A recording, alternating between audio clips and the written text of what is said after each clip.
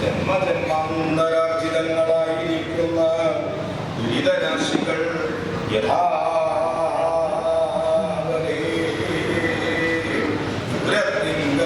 കളഞ്ഞ് അർത്ഥ പുത്ര മിത്ര കളത്രാദികളിലെ സമ്പത്തുക്കളെ സമ്പാദിക്കണം എന്നതല്ലോ ഇവിടെ രക്ഷയുടെ പൂർത്തിയാകുന്നത് എന്ന് രക്ഷയിങ്കൽ ആരെയുടെ രക്ഷാകർത്താവായിട്ട് ചൂടലേ ചന്ദ്ര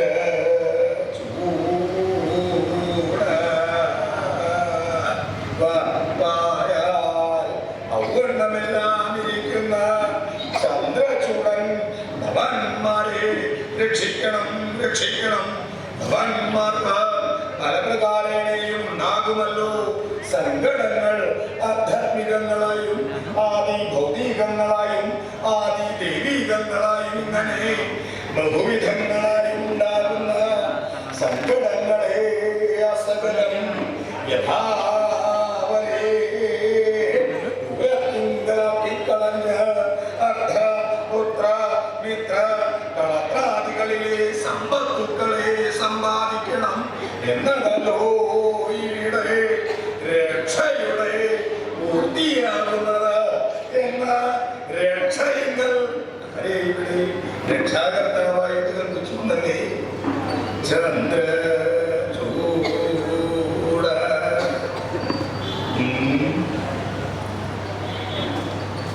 രക്ഷയുടെ കാര്യം പറഞ്ഞ് പ്രതിക്ക് പുറപ്പെടുകയും അവനവന്റെ രക്ഷ നോക്കി പുറപ്പെടാതെ അല്ലാതെ വേറെ കാര്യമൊന്നുമില്ല. അനവധി നിരവധി നിരവധി നാമധേയങ്ങളൊക്കെ കേട്ടിട്ടുണ്ടെങ്കിലും ചന്ദ്രചൂടൻ ഇങ്ങനൊരു പേര് ഞാൻ ഇതേവരെ കേൾക്കണില്ല. വെറുതെ മാറ്റം തീരാത്ത കേൾവി തന്നെയാണ് ഉപാധിയില്ലാതെ അനവധി നിരവധി നിരവധി നാമധേയങ്ങളൊക്കെ കേൾക്കാം. അതെ, എന്താ നിന്റെ പേര്? രാമൻ ഇതൊക്കെയായിരിക്കും ഭാവം കണ്ട തോന്നുന്നുണ്ട്. അതെ, എന്താ നിന്റെ പേര്? കൃഷ്ണൻ. അത് കണ്ടാൽ തന്നെ തോന്നുന്നു കൃഷ്ണനാണെന്ന് തിരക്കേടില്ലായിരിക്കും ഭാവവും സമ്പ്രദായവും. അതെ, എന്താ നിന്റെ പേര്? രാമകൃഷ്ണൻ. ആദ്യം രാമൻ, പിന്നെ കൃഷ്ണൻ, പിന്നെ രണ്ടും യോജിപ്പിച്ചു രാമകൃഷ്ണൻ. ഒറ്റയ്ക്ക് തുടങ്ങി ഇരട്ടക്കായി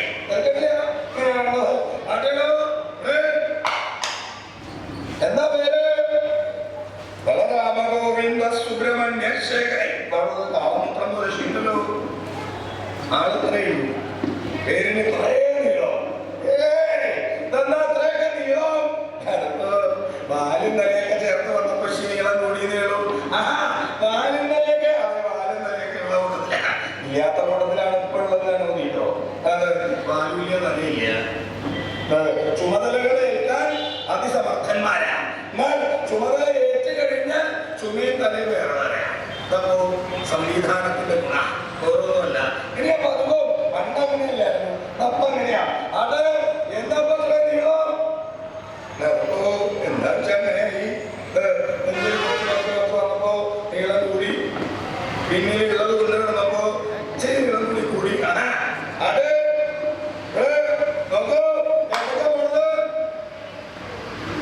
എവിടേക്കാ പോണേ നോക്കൂട്ടോ. പോവാന്ന് പറഞ്ഞിട്ട് വരോ, ഇങ്ങോട്ട് വരോ. നിങ്ങളുടെ നോക്കില്ല ബഹിഷ്കരിച്ച് പോണ ബഹിഷ്കരണ കൂടുതലും. അകത്തളത്തിൽ ബഹിഷ്കരിക്കുക, പുറത്തേക്ക് കടന്ന് ബഹിഷ്കരിക്കുക, ഇരുന്ന് ബഹിഷ്കരിക്കുക. പലതും എന്ത് നേരാമണ്ണ് ആവാതിരിക്കാൻ എന്തൊക്കെ ചെയ്യാൻ പറ്റുമോ അതൊക്കെ ചെയ്യാൻ കഴിയുള്ളൂ. അല്ലാണ്ട് നേരാമണ്ണ് ആവണമെന്നില്ല. അപ്പൊ പിന്നെ ബഹിഷ്കരണമായിട്ട് കഴിച്ചു കൂട്ടുക. അത് ഇരിക്കാൻ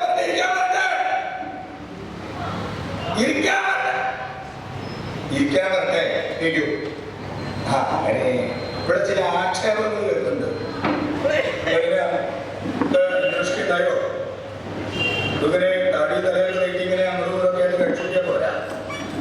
മനസ്സിലാവുന്നുണ്ടോ? ഇവിടെ എന്താ നടക്കണത്? ഇവിടെ ആരൊക്കെയാ ഉള്ളത്?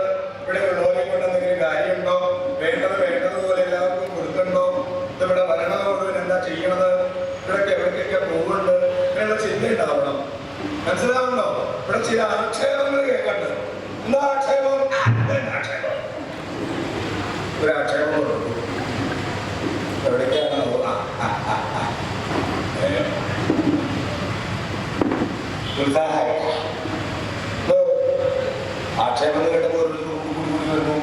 അവിടെ നിന്ന് ഇവിടെ നിന്നൊക്കെ ഇടയ്ക്ക് നിൽക്കുന്ന ആക്ഷേപം കേട്ടിട്ട് ബാക്കിയുള്ള കാര്യം നിശ്ചയിച്ച് പറയുന്നത് ആക്ഷേപത്തിന് ചർച്ചയ്ക്ക് ആൾ പുറപ്പെട്ടു. കേമൻ ഇങ്ങനെ തമിഴ്നാട്ടിൽ പറഞ്ഞു ആക്ഷേപം ഉണ്ടാവും. ഇങ്ങനെ ചിലരെ കൊണ്ടുവന്നിരുത്തു. എന്നിട്ട് കാര്യമായിട്ട് ചർച്ചയാണ്. ഇങ്ങനെയുള്ളവരെ 2-3 പേരെ നിരത്തിയിരുത്തി അങ്ങോട്ടും ഇങ്ങോട്ടും ചോദ്യങ്ങൾ ഉത്തരങ്ങളൊക്കെ ആയിട്ട് ചോദിക്കണവർ അറിയില്ല എന്താ ചോദിക്കണേന്ന്, പറയണവൻ അറിയില്ല എന്താ പറയണേന്ന്, കേൾക്കണവർക്ക് നമുക്ക് മനസ്സിലാവുകയില്ല. ആ പെട്ടിയുടെ മുമ്പിൽ ഇരിക്കാന്ന് മാത്രമേ ഉള്ളൂ. ചർച്ച ഇങ്ങനെയല്ല വേണ്ടത്. ആക്ഷേപം ഉണ്ടായാൽ എന്താ വേണ്ടത്? ചർച്ച ഉണ്ടാവണം. എങ്ങനെയുള്ള ചർച്ച വേണം? അറിവുള്ളവരുമായി ചർച്ച ചെയ്ത് വേണ്ടതുപോലെ തീരുമാനം എടുക്കണം. മനസ്സിലാവുണ്ടോ? ഈയുള്ള കാലം നോക്കേണ്ട ആളാണ്. ബാക്കിയുള്ളവർ പറഞ്ഞ കാര്യമില്ലൊക്കെ ഏകദേശം കാലം കഴിയാറായി. ഈ വേണ്ടതൊക്കെ നോക്കി നടത്താൻ. അത് ഇവിടെ എന്താ ആക്ഷേപം? ആക്ഷേപം എന്താന്ന് വെച്ചാൽ പേരിന് നീളം കൂടി അറിയുള്ളൂ. ഞാൻ മറ്റെന്തെങ്കിലും കാര്യം അകത്ത കാര്യമായി പറയാൻ പറയുന്ന ഈ മറ്റേ ധരിക്കണ്ടായെന്നല്ല. ഇപ്പോ പേരിന് നീളം കൂടി എന്താ വേണ്ടത്? അങ്ങനെ നോക്കുക.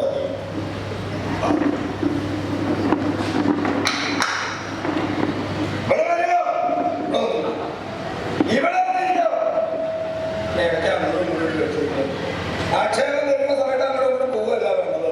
പേരിന് നീളം കൂടിയാൽ എന്താ വേണ്ടത്? പേരിന് നീളം കുറക്കണം. എന്താ ഈ പേരിന്റെ അവസ്ഥ? കുളിപ്പിച്ച് കുട്ടിയില്ല എന്ന് പറയുന്ന പോലെ ആയിട്ടുണ്ട്. വിളിച്ചു ചോദിച്ചാൽ മനസ്സിലാക്കാവുന്ന കാര്യമുള്ളൂ. എന്താ പേര്? ഒരു ശബ്ദം മാത്രമേ ഉള്ളൂ. പേര് കൊണ്ട് സ്ത്രീയോ പുരുഷനോ എന്ന് പോലും തിരിച്ചറിയാൻ മാർഗമില്ലാണ്ടായിരിക്കണോ? കലികാലം എന്നതാണ് എന്താ പറയുക, ആ പഴയ കാലത്തെ നാമധേയങ്ങൾ കേട്ടാൽ ആണാണോ പെണ്ണാണോ എന്ന് തിരിച്ചറിയാൻ ഒരു വിഷമില്ലായിരുന്നു അല്ലേ? പണ്ടത്തെ പേരുകളൊക്കെ ഇന്നുള്ള പേര് കേട്ടാൽ ആണോ പെണ്ണോ എന്ന് തിരിച്ചറിയാൻ സാധിക്കുമോ? കേട്ടോ, ഇനി എന്താ മാർഗം? ആണോ പെണ്ണോ എന്ന് തിരിച്ചറിയാൻ എന്തെങ്കിലും മാർഗം ഉണ്ടോ? എന്താ മാർഗം? വസ്ത്രാലങ്കാരം പറയാതിരിക്കാൻ വേണ്ട. കൂട്ടത്തിൽ തന്നെ കാണാൻ പല കാണുന്ന കാര്യങ്ങൾ. സ്ത്രീകൾക്ക് ഇന്ന വേഷം, പുരുഷന്മാർക്ക് ഇന്ന വേഷം, ആ വേണ്ട വിധത്തിലുള്ള വസ്ത്രങ്ങളൊക്കെ ധരിച്ച് തന്നെ രക്ഷിക്കാൻ താനേ ഉള്ളൂ എന്ന ഭാവത്തിൽ പുറപ്പെട്ടാൽ ഒരപകടം ഉണ്ടാവില്ല, ഒരാപത്തുണ്ടാവില്ല. ഇത് പ്രഭാതത്തിങ്കൽ മറ്റുള്ളവരെ കാണിക്കാൻ തനിക്ക് തോന്നും വിധത്തിൽ വേഷം ധരിച്ചെന്ന് പറയാൻ പറ്റില്ല, വേഷം കെട്ടി പുറപ്പെടും കേട്ടോ. പ്രഭാതത്തിങ്കൽ പുറപ്പെട്ട മധ്യാഹ്നം കഴിഞ്ഞ് സായാഹ്നം കഴിഞ്ഞ് പിറ്റേ ദിവസം പ്രഭാതത്തിങ്കൽ പാരായണം ചെയ്യുമ്പോഴാവും ബോധ്യാവുക. അവിടെ കണ്ടില്ല, ഇവിടെ കേട്ടില്ല, അവർ പിടിച്ചുകൊണ്ടുപോയി, അവരെ കേൾപ്പിച്ചു, ഇവരെ പീഡിപ്പിച്ചു. അതൊക്കെ കേൾക്കുന്നതിന് കാരണം വേറൊന്നുമല്ല, തന്നെ രക്ഷിക്കാൻ താനേ ഉള്ളൂ എന്ന ബോധം എവിടെ നിന്ന് പറയണോ അവിടെ നിന്ന് ആപത്ത് തുടങ്ങി എന്ന് വേണം പറയാൻ. അവനവനെ രക്ഷിക്കാൻ അവനവന് മാത്രമേ സാധ്യമാവുള്ളൂ. അവരുണ്ട് ഇവരുണ്ട് എന്നൊന്നും പറഞ്ഞിട്ട് ഒരു ഫലമില്ല. അവനവനെ രക്ഷിക്കാനുള്ള പ്രാപ്തി അവനവന് മാത്രമേ ഉള്ളൂ. ഇവിടെ ഈ കലികാലത്തിന്റെ നാമധേയത്തെ കൊണ്ടും വസ്ത്രാലങ്കാരത്തെ കൊണ്ടും സ്ത്രീയോ പുരുഷനോ ഒന്നും തിരിച്ചറിയാൻ മാർഗമില്ല. മറ്റെന്തെങ്കിലും മാർഗം, എന്തെങ്കിലും മാർഗമുണ്ടോ?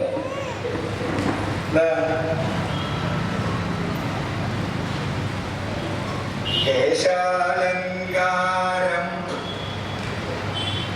പറയാണ്ടിരിക്കുകയാണ് ഭേദം. ആവോളം വേണ്ടുവോളം നീട്ടി വാർത്തേണ്ടവര് പ്രഭാതാവുക തുടങ്ങും. അതെ അമ്മേ നമുക്ക് പോകാനത്തെ എനിക്ക് ഒരു സംശയമുണ്ട്. ഞാന് ഈ ദേശത്തിന്റെ നീളം ഒരല്പം കുറച്ചും കൂടി കുറച്ചോട്ടെ. കുറച്ചും കൂടി കുറച്ചോട്ടെ, കുറച്ച് കുറച്ച് കുറച്ച് കുറച്ച് ഇരിക്കുന്നതിൽ പലതിനെ പിന്നീട് കണ്ടാൽ അബദ്ധാവും. എന്നാൽ അതിനെ വേണ്ട വിധത്തിൽ സംരക്ഷിച്ച് നടക്കേണ്ടവരെ കണ്ടാലോ ചിലതൊക്കെ പർവ്വതം കവത്തിയ പോലെ അകത്തേക്ക് ചെലുത്തിയത് പുറത്തേക്കാവാൻ ഇങ്ങനെ ഒരെണ്ണത്തിനെ കണ്ടാൽ മതിയോ? ഇവിടെ ഈ കലികാലത്തിന്റെ നാമധേയത്തെ കൊണ്ടും വസ്ത്രാലങ്കാരത്തെ കൊണ്ടും കേശാലങ്കാരത്തെ കൊണ്ടും സ്ത്രീയോ പുരുഷനോ എന്ന് പോലും തിരിച്ചറിയാൻ പറ്റാത്തതായ ഈ കാലത്തിന്റെ അനവധി നിരവധി നിരവധി നാമധേയങ്ങളൊക്കെ കേട്ടിട്ടുണ്ടെങ്കിലും ഈ ചന്ദ്രചൂടൻ എന്ന് പറഞ്ഞാൽ മനസ്സിലായില്ലേ? തന്നെ പറഞ്ഞു കേട്ടാൽ കൊള്ളാമെന്ന എന്തിനാണ് ഇത്ര വളരെ സംശയിച്ചിരിക്കുന്നത്?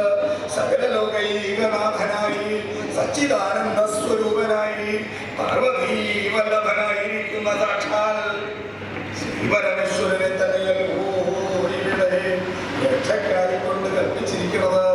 നല്ല ശിക്ഷ വഴിപോലെ ബോധിച്ചു ശ്രീപരമേശ്വരൻ രക്ഷിക്കട്ടെ എന്നാണ് പറഞ്ഞിരുന്നതെങ്കിൽ ഒട്ടും സംശയമുണ്ടായിരുന്നില്ലല്ലോ. എങ്കിലും ഔവണ്ണമില്ലാതിരിക്കുന്ന ചന്ദ്രചൂടൻ എന്നല്ലോ പറഞ്ഞു കേട്ടത്.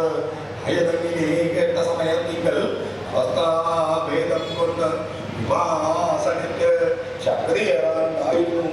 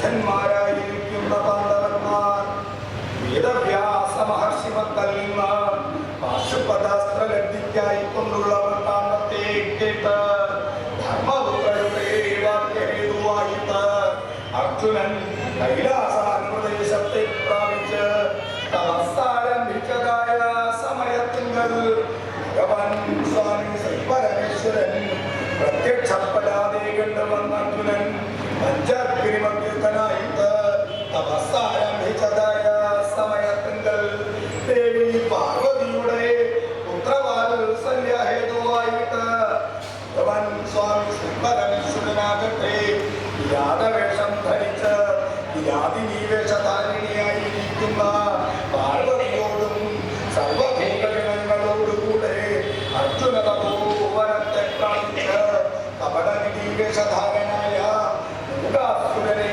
നിഗ്രഹിച്ച് തന്റെ ഭക്തമനസ്സിൽ ജനിച്ചതായ ഗർവിനെ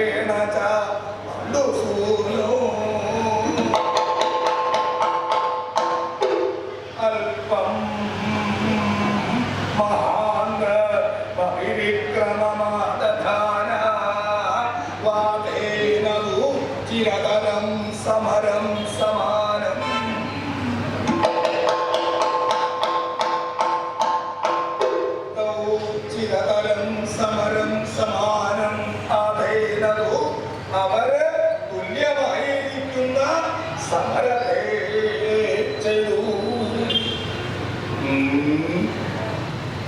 സമരകാഹളം ഉഴങ്ങിക്കഴിഞ്ഞു അല്ലേ? ഈ സമരങ്ങൾ ഇങ്ങനെ പലതും എന്തെങ്കിലും ഫലം ഉണ്ടായോ? സമരങ്ങളൊക്കെ നടത്തിയിട്ട് അനവധി സമരങ്ങൾ നടത്തിയിട്ടുള്ള ആളാണ് സാക്ഷാൽ അർജുനൻ. ആ നിൽപ്പും ഭാവവും സമ്പ്രദായവും ഫലങ്ങളില്ല. സ്വതയുള്ള തപസ്സുകളൊക്കെ കഴിഞ്ഞ് സ്വതേ അർജുനൻ തപസ് തുടങ്ങി എന്ന് കേട്ടാ മതി ഭഗവാൻ ചാടി പറഞ്ഞതല്ലേ, കുഞ്ഞി അർജുന നിനക്ക് എന്താ വേണ്ടത്? എന്നോട് പറഞ്ഞു, ഞാൻ അനുഗ്രഹിച്ചു തരുന്നുണ്ട് നിനക്ക് എന്ന് പറഞ്ഞ് ഓടി ചെല്ലുന്ന ആളാണ് ഭഗവാൻ.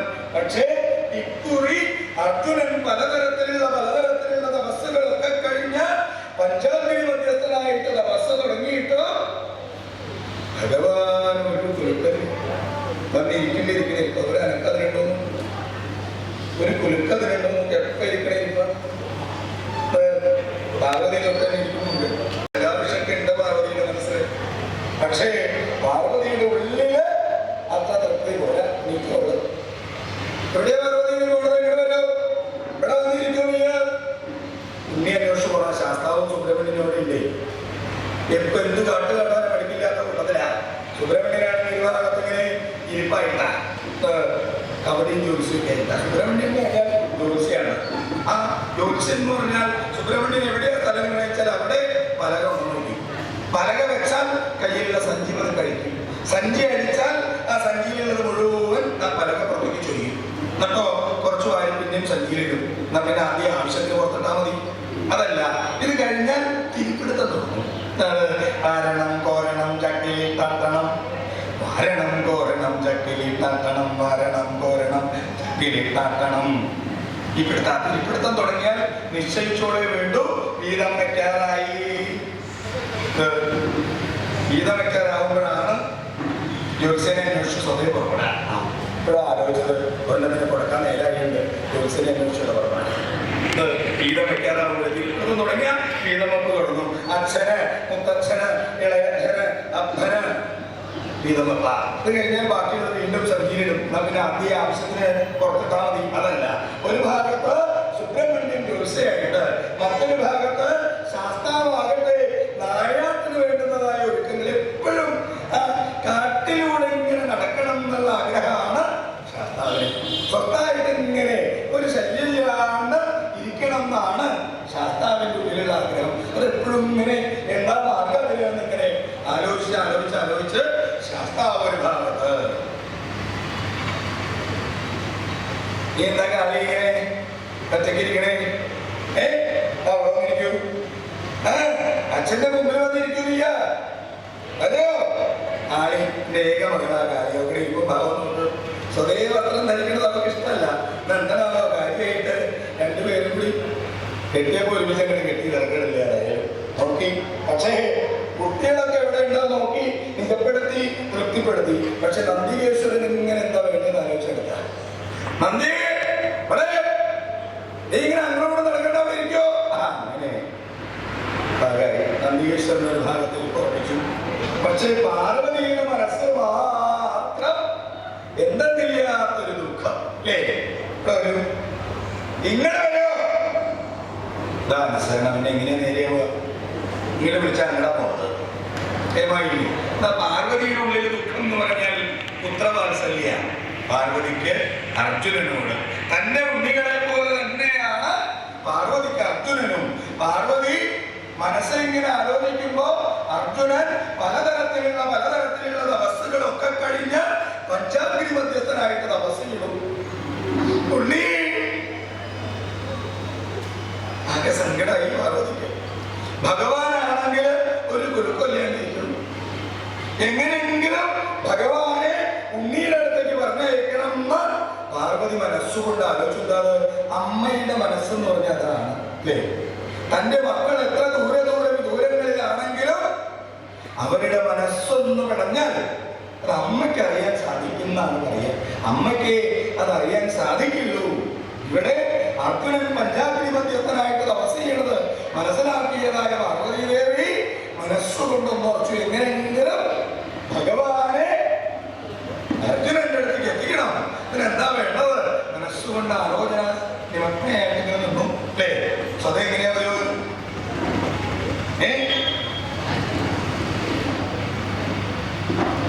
സ്വതേ ഭർത്താവിന്റെ അടുത്തേക്ക് എങ്ങനെയാ പുറപ്പെടാ?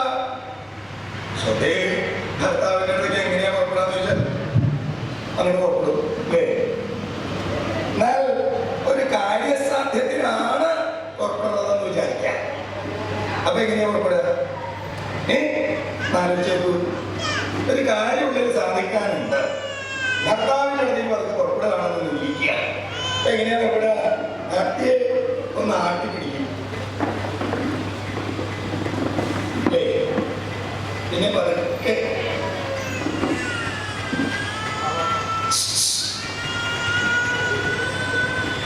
അതെ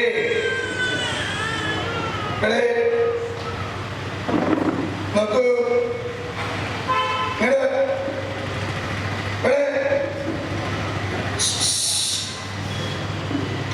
എന്താ ശ്രദ്ധ? കൂടെ കിടക്കുന്നതിന് ജീവനുണ്ടോ നോക്കില്ലേ? കയ്യിൽ ഇരിക്കുന്നത് എപ്പോഴാണ് ജീവനല്ല, എപ്പോഴാണ് ജീവനോടെ ഇടയ്ക്കിടയ്ക്ക് ഇങ്ങനെ തോണ്ടി നോക്കിയില്ല വെച്ചാൽ നന്നേ സങ്കടമാക്കുക. ഇങ്ങനെ തോണ്ടിയാണ് പലരുടെ കൂടെ ഇറങ്ങി പോകണം ഈ ഭാഗത്തുള്ളത്. ഇവിടെ പാർവതിക്ക് എങ്ങനെ സംശയമൊന്നുമില്ല കേട്ടോ.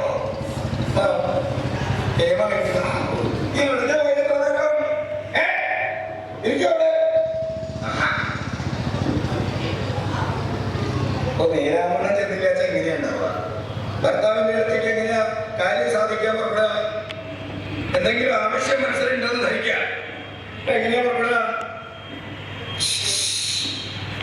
അതേ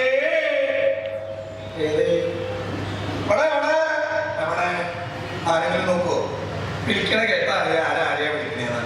ഇപ്പോഴുള്ള കാര്യമല്ല കേട്ടോ, പഴയ കാലത്തെ കാര്യം പറയണം. ഇപ്പോഴുള്ള കാര്യം പറയാണ്ടിരിക്കുക തന്നെയാണ് ഭേദം. പണ്ട് കാലങ്ങളിൽ വേലി കഴിഞ്ഞാൽ ആദ്യ ഭാഗം അത്യന്തം സേവയായിട്ട് കൂടും. അത് അതേ നോക്ക്, ഇങ്ങനെ അധിക കാലമൊന്നുമില്ല. ആ അധികാരം കയ്യിൽ കിട്ടണത് വരെ ഉള്ളൂ. സ്ത്രീകൾക്ക് അധികാരം കൊടുക്കാത്ത കഥ ഞാൻ പറഞ്ഞു കേൾപ്പിക്കണോ? എപ്പോഴാ സ്ത്രീകൾക്ക് അധികാരം ഉണ്ടാവുക? ഉണ്ടാവും. എപ്പോഴാ അധികാരം ഉണ്ടാവുക? അങ്ങനെ ഉണ്ടായ അധികാരമായി. കുട്ടികളായാൽ അധികാരമായി. അധികാരം കയ്യിൽ കിട്ടിയാൽ ഭാഷ മാറും. അതേ ഇവിടെ ഒന്നുമില്ല.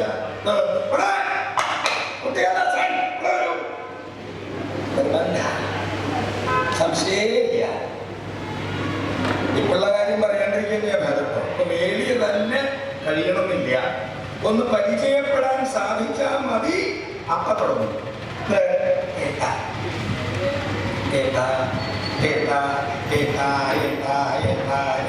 വിളിച്ചങ്ങോട്ട് കൂടും. വേലി അങ്ങനെ കഴിഞ്ഞ അധികാരമൊന്നും ആവണമെന്നില്ല. താൻ മനസ്സിൽ ധരിക്കണത് പോലെ പെരുമാറാൻ ഇവൻ യോഗ്യനല്ല എന്ന് എപ്പ മനസ്സിൽ തോന്നണോ അപ്പൊ ഭാഷ മാറും. എന്ന് വിളിച്ച അതേ നാവുകൊണ്ട് തന്നെ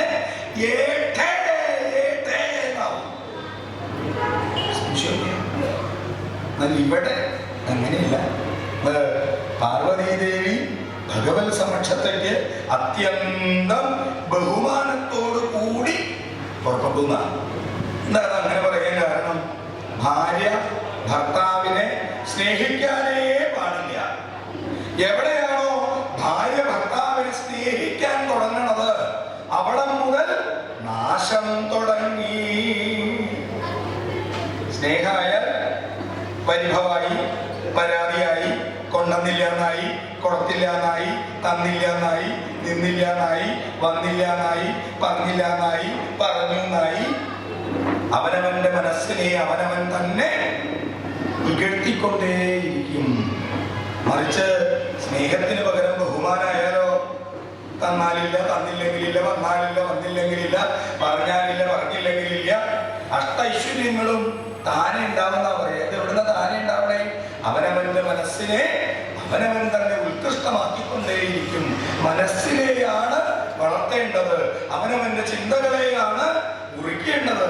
സച്ചിന്തകളെ, ദുഷ്ടചിന്തകളെ മുഴുവൻ സച്ചിന്തകൾ കൊണ്ട് മുറിക്കണം. ഇവിടെ പാർവതീദേവി അത്യന്തം ബഹുമാനത്തോടു കൂടി ഭഗവാന്റെ അടുത്തേക്ക് പറയും. പാർവതിയുടെ വരവുണ്ട്, കാളിയുണ്ട് കൂടെ. പാർവതി ഇവിടെ കാളിയെ കൂട്ടിക്കോളും, വേഗം ആവട്ടെ. പോരും പോരും ഇവിടെ പോരും. കാര്യമായിട്ടോ പാർവതിയുടെ വരവ് കൊണ്ടു കാളിയെ കയ്യിൽ പിടിച്ചട്ടാ. കൈ വിട്ട് പോയാൽ ഇവിടെ ആരെങ്കിലും കൂടെ പോയാലോ എന്ന് പേടിച്ചിട്ടാ ഈ പിടിച്ചേക്കണേ. എത്ര പിടിച്ചിട്ടും ഫലമില്ല. ഇതിനിപ്പോ കൊണ്ടുനടന്നിട്ട് വല്ല ഗുണമുണ്ടോ? ഒരു ഗുണവുമില്ല. ഒരു കാലം കഴിഞ്ഞാൽ വല്ലവനും പുറത്തയക്കണം. പിന്നെ ഇങ്ങോട്ട് തിരിഞ്ഞു നോക്കോ, അതും ഉണ്ടാവില്ലേ. ഒരു പുള്ളി വെള്ളം കിട്ടില്ല. പിന്നെ ഇരിക്കുന്നതൊക്കെ കിടത്തിപ്പെട്ടതാ. കാലം കൊണ്ട് വളർത്തിയെടുത്തവർക്കൊന്നും ഒരു തുള്ളി വെള്ളം കൊടുക്കാൻ നേരമില്ല അല്ലേ? അവസ്ഥ എങ്ങനെയാണ്? പക്ഷെ പാർവതി അങ്ങനെയല്ല. ഭഗവാനെ അന്വേഷിച്ച് പതുക്കെ പതുക്കെ പതുക്കെ പതുക്കെ പുറത്തു. നമുക്ക് എന്താ ഭഗവാനെ സ്വാമി അവിടെ രണ്ട് ഇരിക്കുന്നത് നീക്കോ വരോ.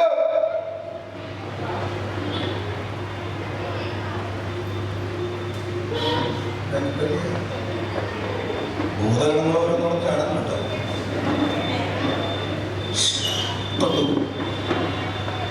പുറത്തോക്ക് ജീവനുണ്ടോ നോക്കോ, കഥ കേട്ടോ നോക്കോ.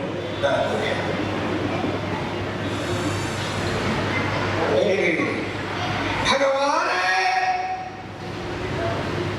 സ്വാമി ഭർത്താവേ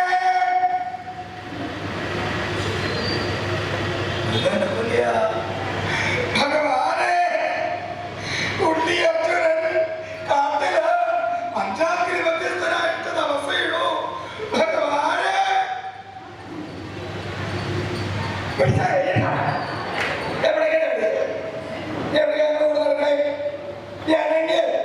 അതിനിടയ്ക്ക് ശാസ്താവ് സുബ്രഹ്മണ്യൻ അങ്ങനെ കൂടെ നടക്കേ. ഒരു കാര്യം സാധിക്കാൻ വിചാരിച്ചാൽ നടക്കില്ല. ആളി ഇവിടെ എന്താണോ ഞാൻ അച്ഛനോട് ചില കാര്യങ്ങൾ സമ്മതിക്കുകയാണ്. അതിനിടയ്ക്ക് അങ്ങോട്ട് കൊടുക്കണം നടക്കാൻ പാടില്ല. മനസ്സിലാവുണ്ടോ പറയണ നിനക്ക്? സ്വതയ വസ്ത്രം എന്തായാലും വെട്ടി ജോലി ചീറ്റിണ്ട്. അന്ന് പറ്റിയോ? ഭഗവാനെ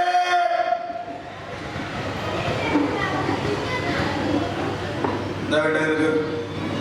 ഒന്നും ഞാൻ പറഞ്ഞില്ല എന്ന് വേണ്ട. വന്നിരുന്നപ്പോ തുടങ്ങിയതാവുക കാരണം തിന്നാൻ ഒരെണ്ണുണ്ടായി അതിനെ ഏൽപ്പിച്ചു കിട്ടും. നീ അടുത്ത് വന്ന് കൂടിയുണ്ട്. ഒന്നും ഞാൻ പറഞ്ഞില്ല എന്ന് വേണ്ട. കഥാശ്രവണം ചെയ്യുന്നവരെ അതിൽ നിന്ന് പിന്തിരിപ്പിക്കുക. ഉറങ്ങിക്കിടക്കുന്ന കുഞ്ഞിനെ വിളിച്ചുണർത്തുക.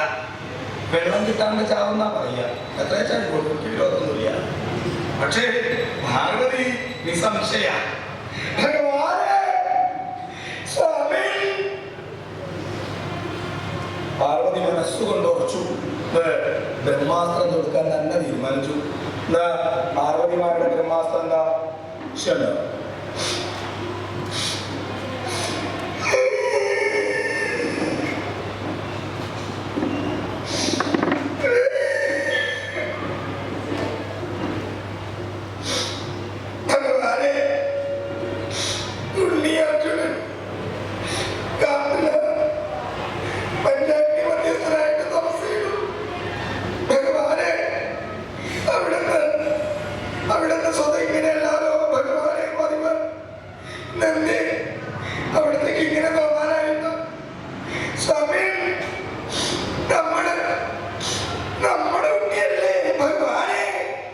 ഒരു മാത്ര ഭഗവാനെ തങ്ങളുടെ കേൾക്കുന്ന നമ്മുടെ ഉണ്ണിയല്ലേ കേൾക്കേണ്ട താമസമല്ലോ. നിസംശയം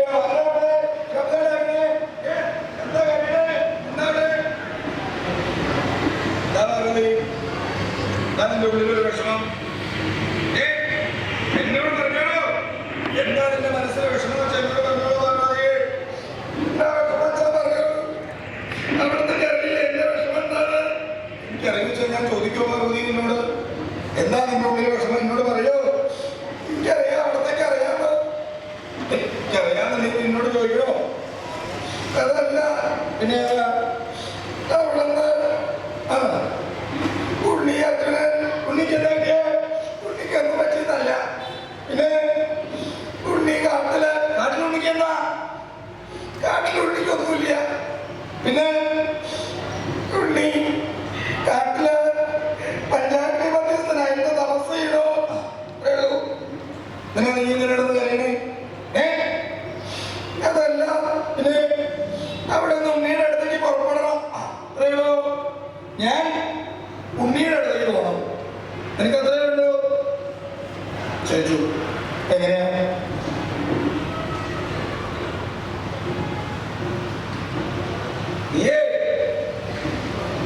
പോരണ്ട എന്റെ കൂടെ?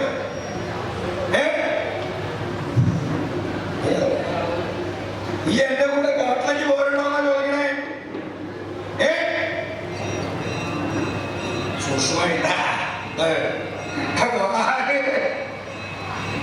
അവിടത്തെ കൂടെ അല്ലാണ്ട് വേറെ ആരുടെ കൂടെയാ സ്വാമി? ഞാൻ പുറപ്പെട്ടു, ഞാനുണ്ട് ഭഗവാനെ. ഈ വേഷം മാറി ഞാൻ എന്താ വരികയായി എന്ന് പറഞ്ഞ് പാർവതി ദേവി വേഷം മാറാൻ, ശാസ്താവും കാളി ഒരു ഭാഗത്തേക്ക് നോക്കി. പാർവതി വേഷം മാറാൻ പുറപ്പെടുന്ന സ്വതേ പാർവതിമാരുടെ സ്വഭാവ. എത്ര നല്ല വേഷം ധരിച്ചിരിക്കുകയാണെങ്കിലും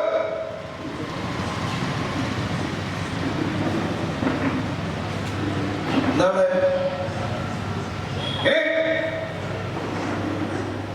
സൂക്ഷ്മമായിട്ടാണ് പറയുന്നത്. വേഷം മാറാൻ പുറപ്പെടുമ്പോ സ്വതേ എങ്ങനെ എത്ര നല്ല വേഷം ധരിച്ചിരിക്കുകയാണെങ്കിലും എവിടെയെങ്കിലും പുറപ്പെടണം എന്ന് പറഞ്ഞാൽ ആ ഉള്ള വേഷം ഒന്ന് മാറണം അല്ലേ?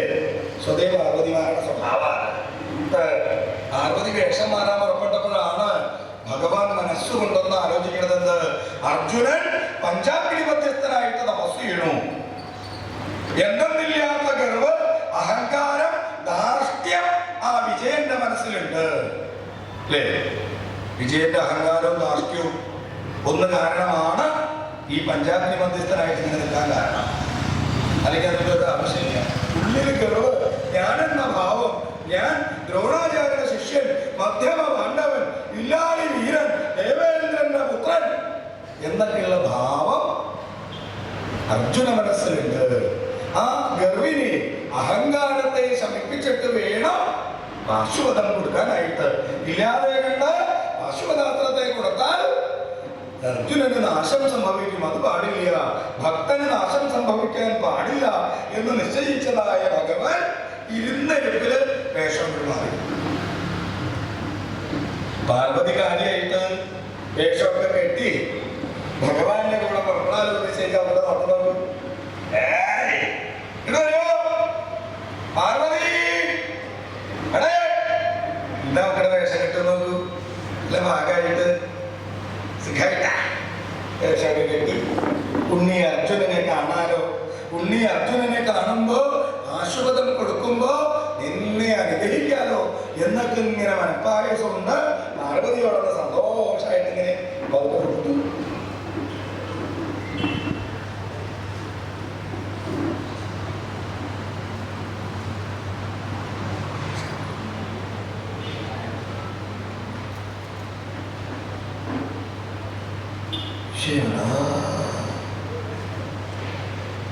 എവിടുന്ന ചാടിയേ?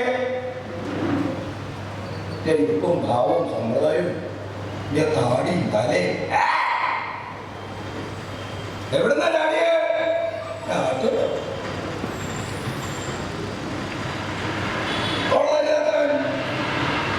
നോക്കൂ, ആരാ നീ? എനിക്കെന്താ അവിടെ കാര്യം എന്നൊക്കെ ചോദിക്കണമെന്ന് പാർവതിയുടെ മനസ്സിലുണ്ട്. പക്ഷെ ചോദിക്കാൻ നോക്കിയില്ല. എന്താ ഇരിക്കണ സ്ഥാനം അത്ര മോശമല്ല. പാർവതി വന്ന് നോക്കുമ്പോ കണ്ണ കാഴ്ച എന്താ? ഭഗവാൻ ഇരിക്കണ സ്ഥാനത്ത് ഒരു കാട്ടാളൻ.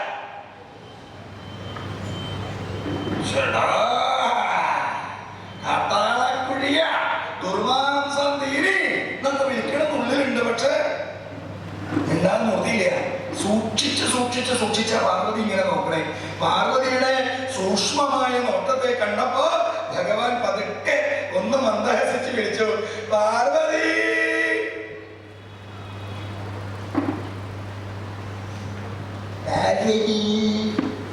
എവിടെയെങ്കിലും എനിക്ക് പേരിട്ടിരിക്കുന്നത് പാർവതി.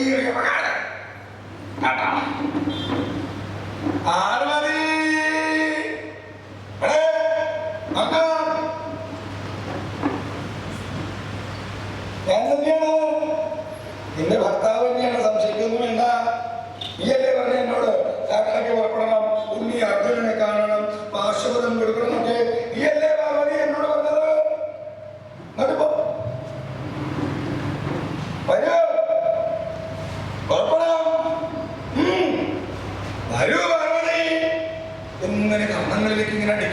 അതിങ്ങനെ എപ്പോഴും എപ്പോഴും കേട്ട് ശീലമുള്ള ശബ്ദമാണ്.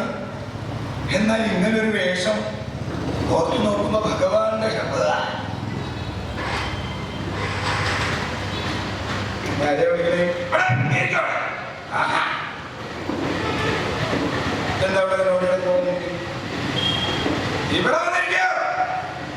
ഭൂതഗണങ്ങൾ എത്ര ഉണ്ടാവും? 1, 2, 3 അനവധിയൊക്കെ അങ്ങനെ നോക്കിയില്ല. ഭഗവാൻ വേഷം മാറുന്ന കണ്ടപ്പോ മുതല് അവരിങ്ങനെ ഒളിഞ്ഞു നോക്കുക. എപ്പോഴാ പുറപ്പെടണേ? കാട്ടിലേക്ക് പുറപ്പെടാൻ നേരായില്ലോ, ഇനിയിപ്പോ ഇവിടെ നിന്ന് പുറപ്പെട്ട് എപ്പോഴാ എത്തുക, എവിടേക്ക് ചെല്ലണം, എന്തൊക്കെയാ കാര്യങ്ങളെന്ന് ഇങ്ങനെ ആലോചിച്ച് ഒരു ഭഗവാന്റെ കൃപാകടാക്ഷത്തോടെയുള്ള ഒരു നോട്ടം നോക്കി നിൽക്കുന്നില്ല. ശരവേഗത്തിലല്ലേ കൂടെ നിന്നു വേഷം കെട്ടാൻ പോണതാ. വേഷം കെട്ട് നന്നേ കൂടുതലാ. ഈ പാകത്തിലാണ് വേഷം കെട്ട് കൂടുതലുള്ളത്. ശരക്കോല്, വരക്കോല്, അമ്പ് നിരവധിയുണ്ട്. പക്ഷേ ഇതൊക്കെ കണ്ടിട്ടും പാർവതിക്കൊന്നും മനസ്സിലാവണില്ല. ഭഗവാനെ, അവിടുന്ന് ഇങ്ങനൊരു വേഷമൊക്കെ കെട്ടി നാട്ടിലേക്ക് ഉണ്ണിയുടെ അടുത്തേക്ക് പുറപ്പെടുമ്പോ ഞാൻ എങ്ങനെയാ ഭഗവാനെ അവിടത്തെ കൂടെ പോരണത്? ഞാൻ പോരണില്ല. ഇഷ്ടമല്ലാച്ച പോരണ്ട, എനിക്ക് നിർബന്ധമൊന്നുമില്ല നീ എന്റെ കൂടെ പോന്നോളെന്ന്. നിനക്ക് നന്നേ മനസ്സിന് തൃപ്തി ഉണ്ടെങ്കിൽ മാത്രം എന്റെ കൂടെ പോന്നാ മതി ഭഗവതി. മനസ്സിന് തൃപ്തി ഉണ്ടെങ്കിൽ പോന്നാ മതി. എനിക്കറിയാം അവിടെ അങ്ങനെ പറയുന്നത്. അവിടെ അങ്ങനെ ഒറ്റയ്ക്ക് കാട്ടിലേക്ക് പോവണ്ട, ഞാനുണ്ട്.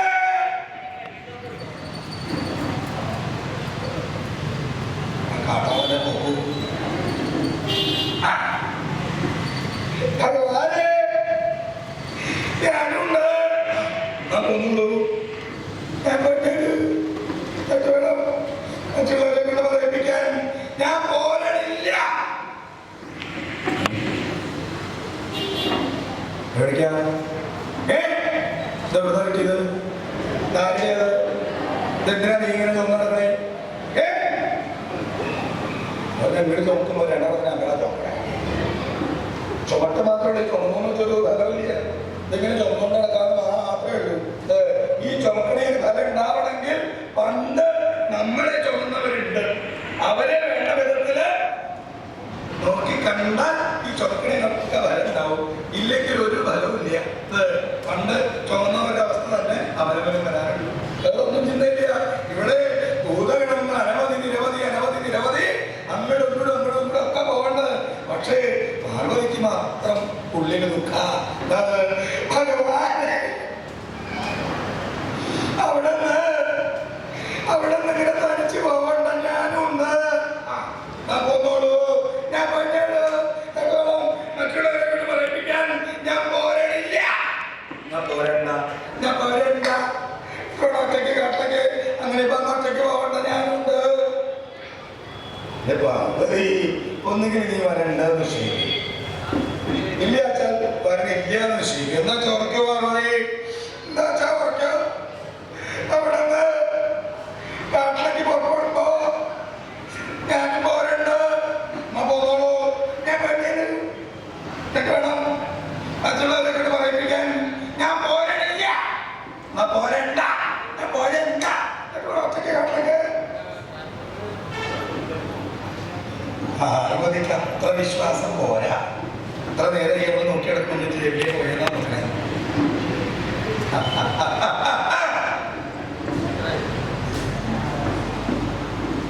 എവിടേക്കാ കാണാൻ നീ?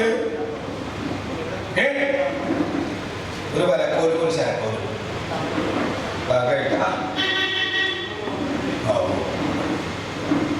കൊണ്ടുപോയി അങ്ങനെ കൊണ്ടുവന്നുണ്ട് കേട്ടോ. സ്വതേ കൊണ്ടുവരാറില്ല. എവിടെയെങ്കിലും ഉപേക്ഷിച്ചിട്ട് ആരെങ്കിലും കൂടെ പോകാറാവും. കാലം അങ്ങനെ കാണുന്നത്. കാര്യമായിട്ട് മുത്തശ്ശിയാക്കിട്ട് ഏൽപ്പിച്ചു പുറപ്പെടും. പിന്നെ എന്താ ഉണ്ടാവുക? മുത്തശ്ശി ആരെങ്കിലും കൂടെ പോവുകയും ചെയ്യും. കൊച്ചിനെ എന്താ വേണ്ടത്? ചെല്ലണവരുടെ യോഗം പോലെ അങ്ങനെ കൊണ്ടുപോയി. ഭൂതഗണങ്ങൾ അനവധി നിരവധി ഇടത്തുനിന്ന് വലത്തുന്നുണ്ട്. പാർവതിക്കാണെങ്കിൽ സങ്കടം സഹിക്കണില്ല. എന്താ ഭഗവാനെ തനിച്ച് പറഞ്ഞയക്കാൻ പാർവതിക്ക് അത്ര വിശ്വാസം പോരാ. അതാണ് ഇവിടെ ഇങ്ങനെ ഇന്ന് വർത്താനം പറയുന്നത് അല്ലേ? അവിടെ എന്താ കാട് കാട്ടുന്നത്? ശരിയ വിശ്വാസമില്ല. എന്താ കാരണം? തലയിൽ മറ്റവിടെ കയറിപ്പിടിക്കല്ലോ ഗംഗാ ഭഗവതി. അതിന്റെ ഓർമ്മ വരുമ്പോഴേക്കും പാർവതി കൂടെ കൊടുക്കും, ഞാനുണ്ട് ഞാനുണ്ട്. എന്താ പാർവതി നീ പോന്നോളൂ നീ പോന്നോളൂ എന്ന് പറയുമ്പോഴാണ് ഭഗവാൻ കാട്ടാള വേഷം ധരിച്ച് ഈ കാട്ടാളൻ ഇങ്ങനെ പോവാ, അതിന് പുറകെ പാർവതി പോവാ. കണ്ടവരെന്താ വിചാരിക്കുക?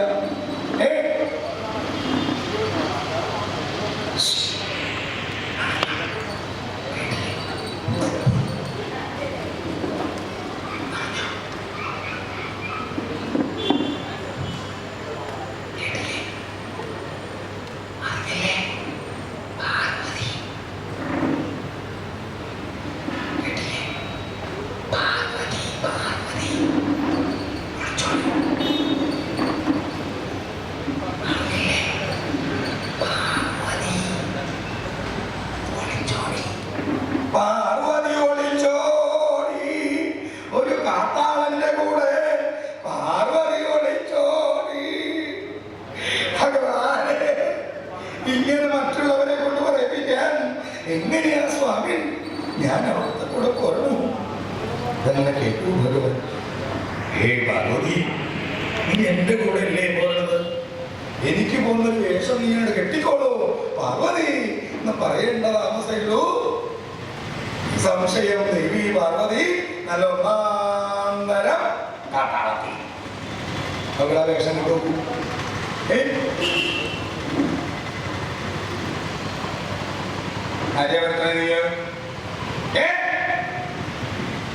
ആയുധപ്പെടുത്ത് കൈ പിടിച്ചോളൂ. എന്തൊരു പതുക്കെ പറയണേ നോക്കൂ.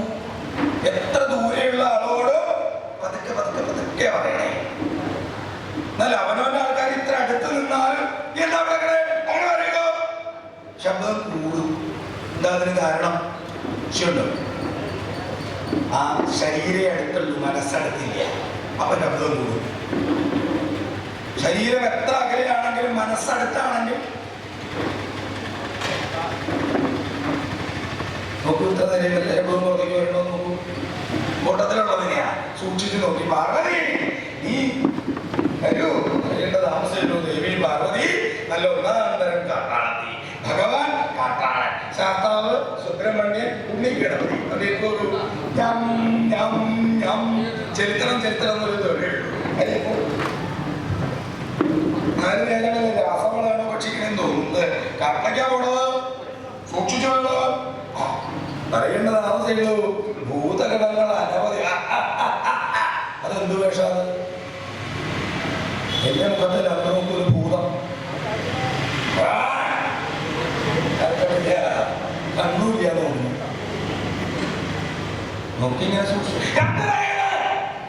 എന്റെ മുഖത്തിൽ അങ്ങോട്ട് നോക്കി രണ്ടു തരം പറയണം.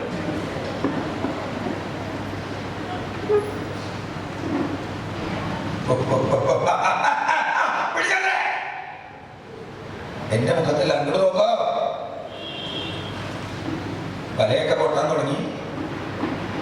വലയുന്ന വിവിധ നൂലുകൾ ഓരോന്നോരോന്ന് പൊട്ടി തുടങ്ങി. ഇതൊക്കെ സൂക്ഷിച്ച് വേണം. ഈ സൂചി അതിനെ കുത്തി വയ്ക്കണത് നല്ലതാണ്. ഇവിടുന്ന് അങ്ങടിയാണെന്ന് ഭൂതഗണങ്ങൾ മുഴുവൻ ഭഗവാനും ദേവിയും കിരാത വേഷം ധരിച്ചു. കിരാതിനി വേഷധാരിണി കാലി മാറി എന്നറിഞ്ഞ മാത്രയിൽ സർവഭൂതഗണങ്ങളും നന്ദികേശനും ഭൃംഗരടി എല്ലാവരും ഭഗവാന്റെ കൂടെ നായാട്ടിന് പുറപ്പെടാനായിട്ട് സർവഭൂതഗണങ്ങളും നായാട്ടിന് വേണ്ടുന്നതായ ഒരുക്കങ്ങൾ, വലക്കോലുകൾ, ശരക്കോലുകൾ, അമ്പുകൾ, വില്ലുകൾ, വേടന്മാര്, ശ്വാക്കളൊക്കെ മാറി അനവധി നിരവധി ശംഖനാദം മുഴങ്ങി പെരുമ്പറകൾ കുട്ടി മുഴക്കാൻ തുടങ്ങി. അവിടെ നിന്ന് ആ കാട്ടിലേക്ക് ഭഗവാൻ കിരാത വേഷം ധരിച്ച ദേവി പാർവതി കിരാതിനി വേഷധാരിണിയായിട്ട് ശബ്ദകോലാഹലങ്ങളോടുകൂടി ഹുങ്കാര ശബ്ദത്തെ പുറപ്പെടുവിച്ചുകൊണ്ട് ഭഗവാൻ ആ കാട്ടിലൂടെ ഇങ്ങനെ അർജുന തപോവനം ലക്ഷ്യമാക്കി പതുക്കെ പതുക്കെ പതുക്കെ പതുക്കെ പതുക്കെ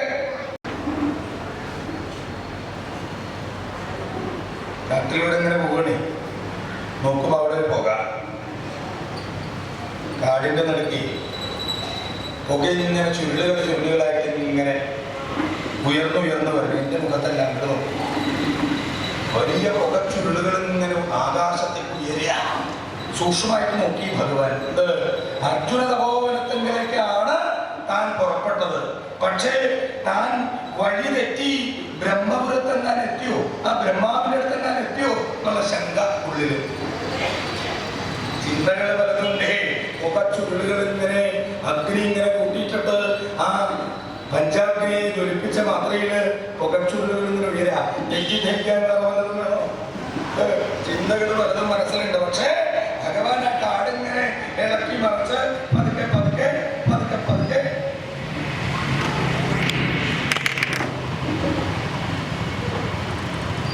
ഏതാ ഈ പന്നി? കുറച്ചു നേരമായി അങ്ങോട്ടൊന്ന് നടക്കും, ഇങ്ങോട്ടൊന്ന് നടക്കും, അങ്ങോട്ടൊന്ന് നടക്കും, പിന്നെ ഇങ്ങോട്ടൊന്ന് നടക്കും.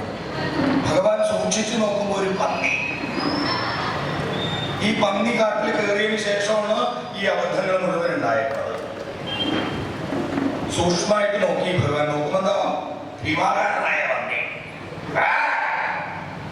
ഭഗവത് നേത്രങ്ങൾ ആ പന്നിയുടെ നേത്രങ്ങളിലേക്ക് പതിച്ച മാത്രയിൽ ഭഗവാന് ബോധ്യായി ഇത് സാധാരണ പന്നിയല്ല. മൂകാസുരൻ ദുര്യോധനാദികളുടെ വാക്യഹേതുവായിട്ട് അർജുനന്റെ തപസ് മുടക്കാൻ കപടകിടി വേഷധാരനായിട്ട് പുറപ്പെട്ടിരിക്കുന്ന പന്നിയാണ്. ഭഗവാനൊന്ന് മനസ്സുകൊണ്ട് ആലോചിച്ചു. അസ്ത്രം പതുക്കെ ഒന്നെടുത്ത് കയ്യിലേക്ക് പിടിച്ചു. അർജുനനോട് യുദ്ധം ചെയ്യണമെങ്കിൽ, സമരം ചെയ്യണമെങ്കിൽ അതിനൊരു കാരണം വേണം. ഈ പന്നിയുടെ കഥ കഴിച്ചുകൊണ്ട്, ഈ അസുരനെ നിഗ്രഹിച്ചുകൊണ്ട് അർജുനനോട് യുദ്ധം ചെയ്യാമെന്ന് നിശ്ചയിച്ച ഭഗവാൻ അസ്ത്രം എടുത്ത് പിടിച്ചു. പന്നിയുടെ പറകെ പന്നി കാട് മുഴുവൻ ഇളക്കി മറച്ച്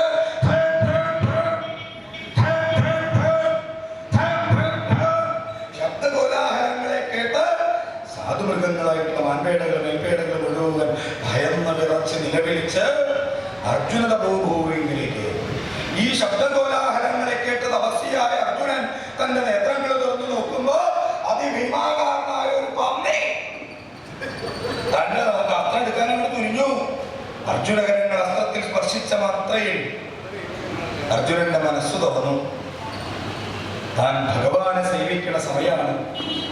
ഭഗവത് സേവാ സമയത്തിങ്കൽ ദുഷ്ടചിന്തകളൊന്നും മനസ്സിൽ വരാൻ പാടില്ല.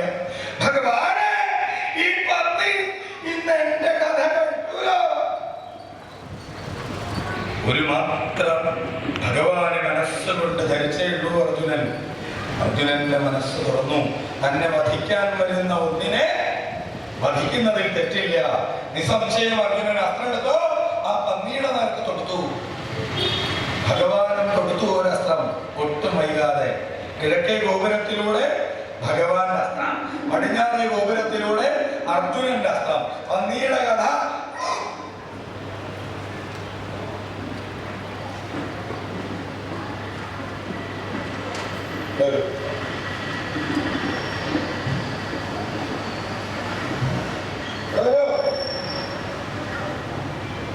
ആവട്ടെ.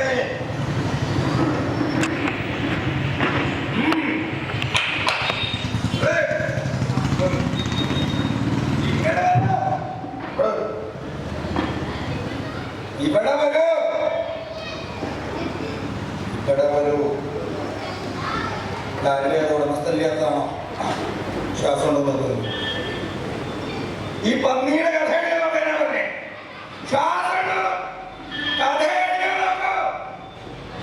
പറയേണ്ട താമസമുള്ളൂ. വേടക്കൂട്ടങ്ങളൊക്കെ കാട്ടാളന്മാരാ.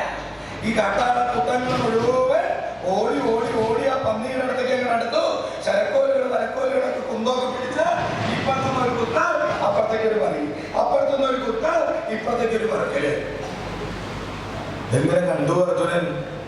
അർജുനൻ നോക്കുമ്പോ മൃതമായി കിടക്കുന്ന, ശവശരീരമായി കിടക്കുന്ന പന്നിയെ കാട്ടാളക്കൂട്ടങ്ങള് തന്റെ തപോഭൂമിയിൽ അങ്ങോട്ടും ഇങ്ങോട്ടും കുത്തി മറിച്ചിടണു. സഹിച്ചില്ല സ്വതേ ധാർഷ്ട്യക്കാരനായ അർജുനൻ. ഉറക്കെ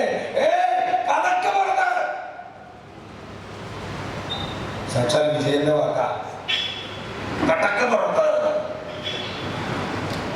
ആ ഗർഭം മുഴുവൻ, ദാർഷ്ട്യം മുഴുവൻ വിജയൻ അവിടെ ഉപയോഗിച്ചു.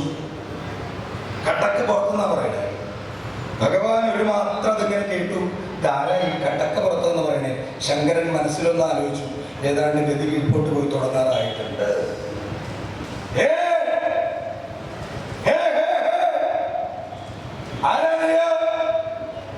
നിനക്കെന്താ ഇവിടെ കാര്യം? ഞാൻ ഇത്ര കണ്ട് ദൂരം ഓടിച്ച് എന്റെ ഭക്ഷണത്തിന് വേണ്ടി കൊണ്ടുവന്ന ഈ പന്നിയുടെ കഥ കഴിക്കാൻ നിന്നോട് ആരാ പറഞ്ഞേ?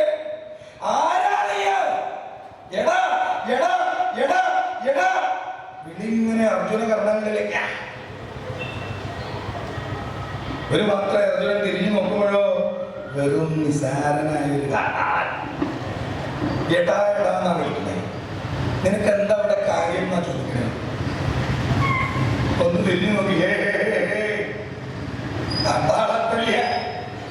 ദുർമാംസം തീനി. ആ ചുട്ട മാംസം, പച്ച മാംസം, കുഴിമാറ്റി ചുട്ട മാംസം ഒക്കെ തിന്നാണ് ഇതിങ്ങനെ അനുസരണയില്ലാണ്ടായിട്ടുള്ളത്. എന്നാൽ ഇത് നോക്കൂ, അങ്ങനെയില്ല. നല്ല ഭാഗമായിട്ട ഒരു അമരത്തുണ്ട്. ആ കഴിക്കണ ഭക്ഷണമാണ് പ്രകൃതം എന്ന് പറയുക. നോക്കൂ, ഒരെണ്ണം ഇരിക്കണ തിരിപ്പുറപ്പിക്കുന്നു. ഈ ചുട്ടതും പച്ച മാംസവും കട്ട മാംസവും ഒക്കെ തിന്ന് ഇരിക്കണോ?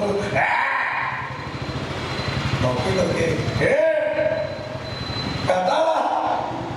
നീ ആരുടെ നേരത്തെ ശബ്ദം നോക്കണേ? നിനക്കറിയോ ഞാൻ ആരാണെന്ന്?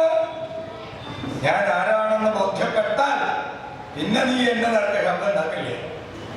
നീ ശബ്ദം മുഴുവൻ ഉണ്ടാക്കുന്നത് ഞാൻ ആരാണെന്ന് അറിയാത്തോണ്ടാ.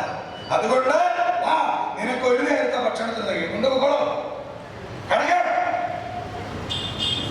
ഇല്ല. അങ്ങനെ വഴിയിൽ നിന്ന് കിട്ടുന്ന ഭക്ഷണം ശേഖരിച്ച് ഞാൻ ഇതുവരെ കഴിച്ചിട്ടില്ലേ.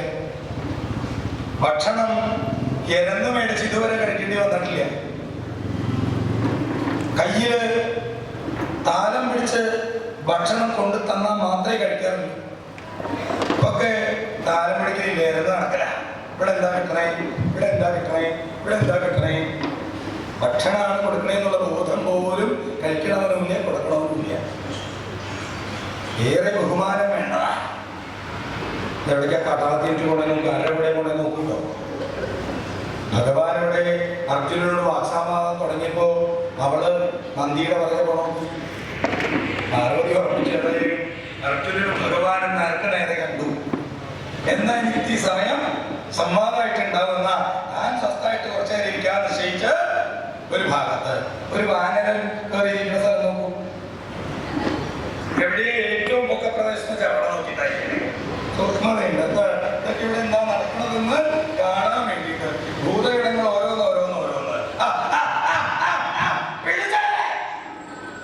എല്ലാം ഒരു ഭാഗത്തേക്ക് മാറി.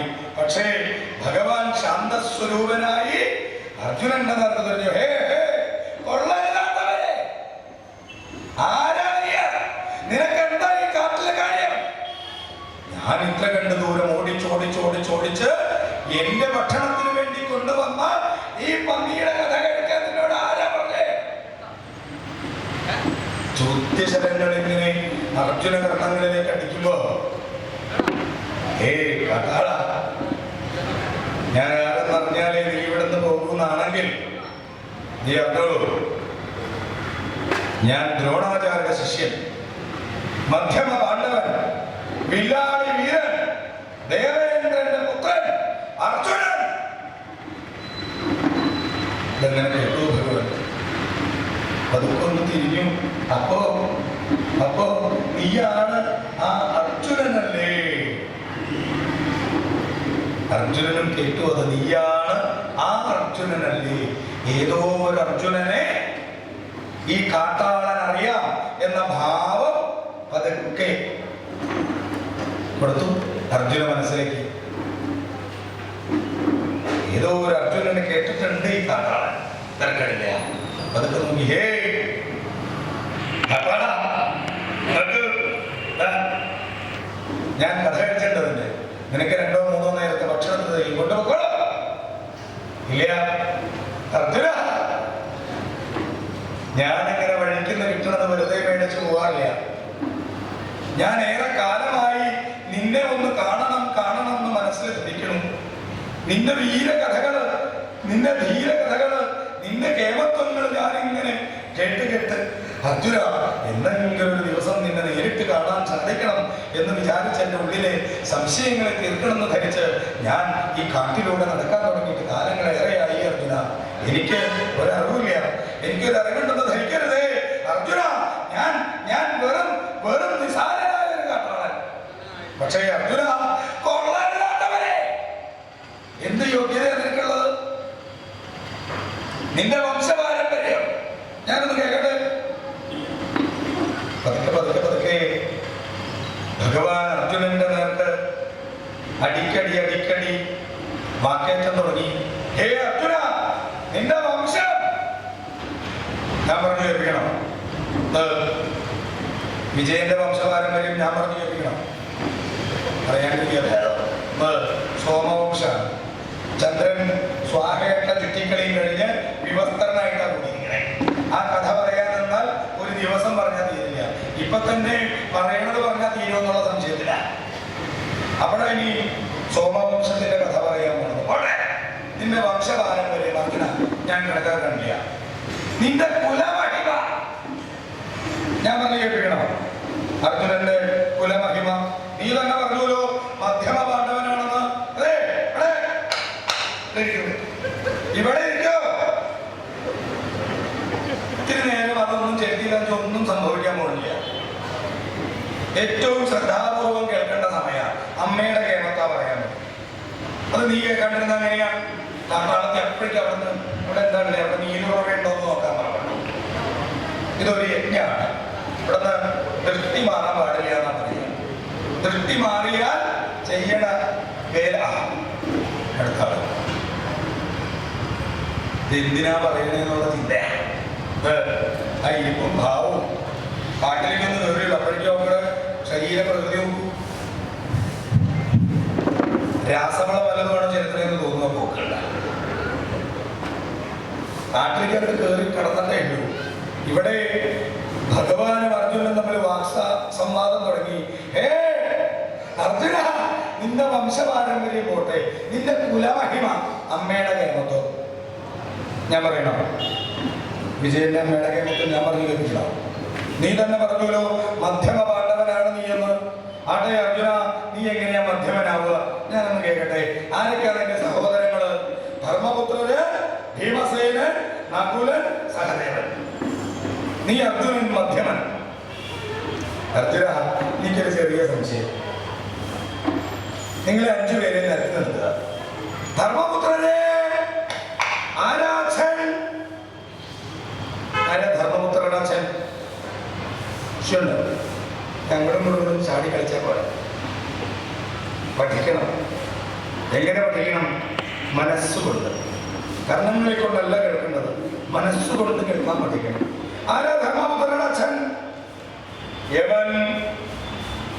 കാലനെ കാലൻ കൊണ്ടുപോയിന്ന് കിട്ടുന്നുണ്ട്. കാലൻ കൂട്ടിനൊന്നും നടത്തിയിട്ട് കേൾക്കണേ. ഒട്ട സാറിന് അർജുന ഇനി ഉണ്ടല്ലോ ഒരേട്ട നിനക്ക്. ഭീമസേന. ഭീമസേന ആരാ അച്ഛൻ? എന്താ പറയാ? ആരാ ഭീമസേനന്റെ അച്ഛൻ? വായു. അർജുന, ഞാനൊരു കാട്ടാളൻ, എനിക്കൊരു അറിവില്ലേ? എനിക്ക് അറിവുണ്ടെന്ന് ധരിക്കരുതേ അർജുന. എന്നാലും നാട്ടിൽ കിടക്കുന്ന കാട്ടാളനായിട്ടുള്ള ഞാൻ പോലും ഇതേവരെ കേട്ടിട്ടില്ല. കാറ്റടിച്ച കുണ്ണികൾ ഉണ്ടാവാന്ന് പറഞ്ഞാൽ കട്ടേ കഷ്ടം. അർജുന, നിന്റെ കാര്യം അല്പെങ്കിലും യോഗ്യതയുണ്ട്. ദേവേന്ദ്രന്റെ പുത്രൻ. ആട്ടെ, നീണ്ടല്ലോ 2 അനുജന്മാര് നിനക്ക്. ആരാത്? നകുലനും സഹദേവനും. എത്ര കുട്ടികളെ എവിടെയാ? എത്ര കുട്ടികളെ? നിങ്ങളുടെ അച്ഛനാരാ? എന്താ പറയാ ഈ എത്ര കുട്ടികളുടെ അച്ഛനാരാ? അല്ല, അമ്മയുടെ കേമത്തല്ല. ധരിക്കുമ്പോ അമ്മയുടെ കേമത്താന്ന് ധരിക്കാത്തല്ല. ഏടത്തിക്ക് അനവധി വരങ്ങൾ കിട്ടിയപ്പോ അതിൽ ഒരു വരം അനുജത്തി ചോദിച്ചു. എടത്തി ഒരു വരം എനിക്ക് തരുമോ? ചോദിച്ച മാത്രമേ ഏടത്തി അനിയത്തിക്ക് കൊടുത്തു ഒരു വരം. ഏടത്തി ഓരോ വരങ്ങളിൽ നിന്ന് ഓരോരുത്തരെ വിളിച്ചു വരുത്തിയപ്പോ അനുജത്തി രണ്ടുപേരെ വിളിച്ചു വരുത്തി. അതാണ് രണ്ടെണ്ണം, നകുലനും സഹദേവനും. മാതൃസുതന്മാരാണ് നകുല സഹദേവന്മാര്. അമ്മയുടെ അനുജത്തിയുടെ മക്കളാണ്. മാതൃ വിളിച്ചുള്ളൂ. അപ്പോഴേക്ക് നോക്കൂ, രണ്ടെണ്ണം, നകുലനും സഹദേവനും. അശ്വനീ ദേവകളുടെ പുത്രന്മാരാണ് നകുല സഹദേവന്മാര്. നകുല സഹദേവന്മാരെ ആരാച്ചൻ അശ്വനീ ദേവകള് പാകായി അല്ലേ? 5 പേര് 5 അച്ഛൻ. ധർമ്മപുത്രരെ യമൻ, ഭീമസേന, വായു, അർജുന, ദേവേന്ദ്രൻ, നകുല സഹദേവന്മാരെ അശ്വനീ ദേവകള് പാകായില്ലേ? 5 പേര് 5 അച്ഛൻ. ഇനി 5 പേരെ ഒരുമിച്ച് നിർത്തുക. പാണ്ഡവരെ ആരാച്ചൻ പാണ്ഡു. 5 പേര് 6 അച്ഛൻ. നീ ഇതെങ്ങനെയാ വീതം വെക്കാന്ന് എനിക്കൊന്നും പറഞ്ഞു തന്നു. ഞാൻ പൊക്കോളാം, എന്നോട് ആരോഗ്യം വിചാരിക്കരുത്. അങ്ങനെ കേട്ടു അർജുനൻ.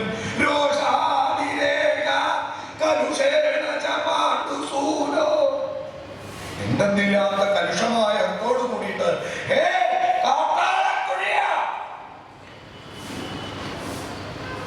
നീ എന്നെയും എന്റെ വംശത്തെയും നിന്ദിക്കണം. ഞാൻ ഭഗവാനെ സേവിക്കുന്ന സമയമായത് നിന്റെ ഭാഗ്യം.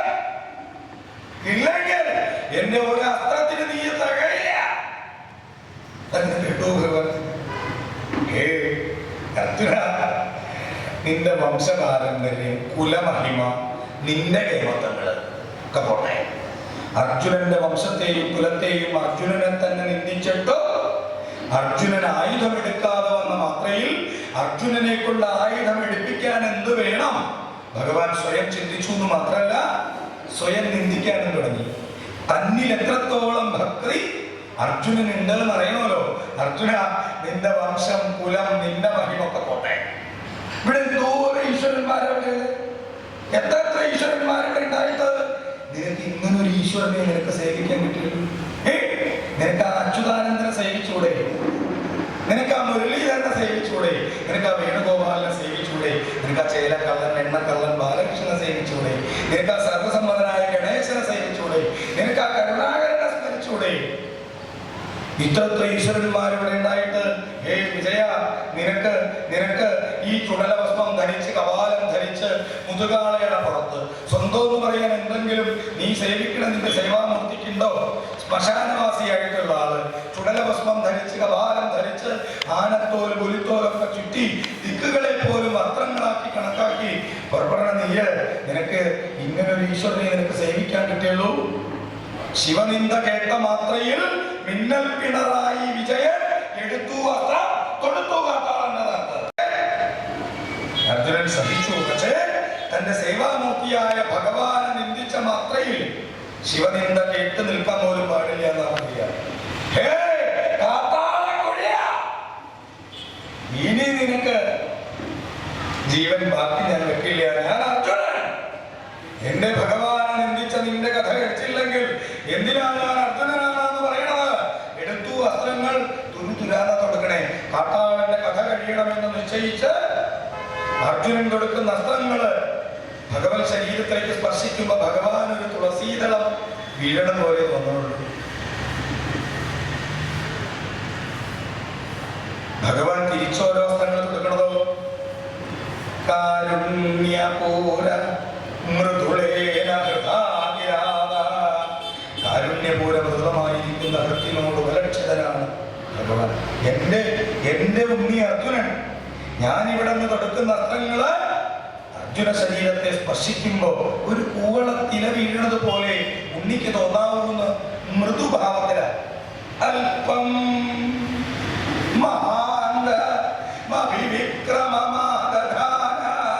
അല്പായിട്ട് പ്രയോഗിക്കുന്നത് അർജുനന് താങ്ങാൻ പോലും പറ്റണില്ല. അകക്കണ്ണ് കൊണ്ട് കാണേണ്ട കാഴ്ചയാണ്, ഉൾമനസ്സുകൊണ്ട് ചിന്തിക്കേണ്ട വിഷയ. അവനവന്റെ മനസ്സാണ് അവനവനെ ചിട്ടപ്പെടുത്തുന്നത്. ആയുധങ്ങൾ ഒരുപിടിയുണ്ട്. വജ്രായുധം പോലൊരു ആയുധം മറ്റൊന്നില്ല. എന്താണ് വജ്രായുധം? വജ്രം എന്നാൽ ഭൂമിയിൽ ഏറ്റവും കടുപ്പമുള്ള വസ്തുവിനെയാണ് വജ്രം എന്ന് പറയും. ആ വജ്രം മുറിക്കണമെങ്കിൽ വജ്രം തന്നെ വേണം. അതാണ് വജ്രായുധം. അവനവന്റെ മനസ്സിലെ ചിന്തകളെ മുറിക്കാൻ അവനവന്റെ മനസ്സിലെ ചിന്തകൾ തന്നെ വേണം. സത്സംഗങ്ങളിലൂടെ, ഭഗവത് കഥകളിലൂടെ, ഈശ്വര കഥകളിലൂടെ കിട്ടുന്ന നല്ലതാകുന്ന ചിന്തകളെ വെച്ച് അവനവന്റെ മനസ്സിലെ ചിന്തകളെ മുറിച്ച് അവനവൻ സ്വയം വജ്രായുധത്തെ കരസ്ഥമാക്കണം. ഭഗവാൻ ഇവിടെ നിസാരേണ ഭാവത്തില് അർജുനൻ എന്തെന്നില്ലാത്ത ഗർവം നിറച്ച് നിരവധി അസ്ത്രങ്ങൾ അയച്ചിട്ടും കാട്ടാളൻ ഒരു കുലുക്കില്ല. ആഴക്കടൽ പോലെ ഭഗവാൻ ഇങ്ങനെ നിൽക്കുക, ശാന്തസ്വരൂപനായി കലുഷമായ ഹൃദയോട് കൂടിയിട്ട് നിരവധി അസ്ത്രങ്ങൾ അയച്ചിട്ടും ഒരു കുലുക്കില്ലാത്ത കാട്ടാളനെ കണ്ട് ഒന്നകക്കണ്ണ് തുറന്നാ മതി, ആരായി കാട്ടാളൻ. പക്ഷേ എവിടെ അഹങ്കാരം ജനിക്കണോ അവിടെ സർവനാശം നിശ്ചയം. ഞാനെന്ന ഭാവം, എന്നേക്കാൾ കേമനായിട്ട് മറ്റൊരാളില്ല, എന്നേക്കാൾ യോഗ്യനായിട്ട് മറ്റൊരാളില്ല, ഞാൻ പറയുന്നതാണ് ശരി, മറ്റുള്ളവർ ചെയ്യുന്നതൊന്നും ശരിയല്ല ഇത്യാദി ഭാവങ്ങൾ എവിടെ ജനിക്കണോ അവിടെ സർവനാശം നിശ്ചയം. ഭഗവാന്റെ അസ്ത്രങ്ങളൊന്നും മനസ്സിലാക്കാതെ കണ്ട അർജുനൻ അടുത്ത അസ്ത്രമെടുത്ത് കൈ പിടിച്ചു. ഈ എന്നെയും എന്റെ വംശത്തെയും നിന്ദിച്ചു, ഞാൻ സഹിക്കണം. നിന്റെ സേവാമൂർത്തിയായിട്ടുള്ള ഭഗവാനെ നിന്ദിച്ച നിന്റെ കഥ കഴിക്കാൻ ഞാനിതാ നിന്റെ നേർക്ക് ദിവ്യാസ്ത്രം കൊടുക്കണോ? നീ തടുക്കണത് ഞാനൊന്ന് കാണട്ടെ. ഏതൊക്കെ അസ്ത്രങ്ങളാണ് അർജുനൻ പ്രയോഗിച്ചതെന്നാണെങ്കിൽ നാഗാസ്ത്രം വപുഷോ വിഭൂഷണമഭൂ ഗഗ്നേയമത്യുജ്വലം ദുർവാണം സുരസിന്ധുകാദസി അത്യന്തർക്കോർജുന.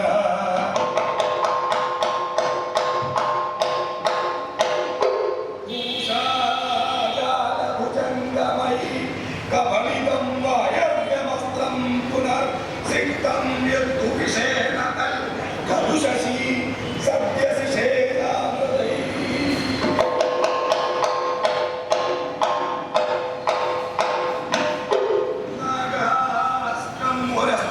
നാഗാസ്ത്രമായിട്ട് അഭിമന്ത്രിച്ച് തൊടുത്തേ ഉള്ളൂ.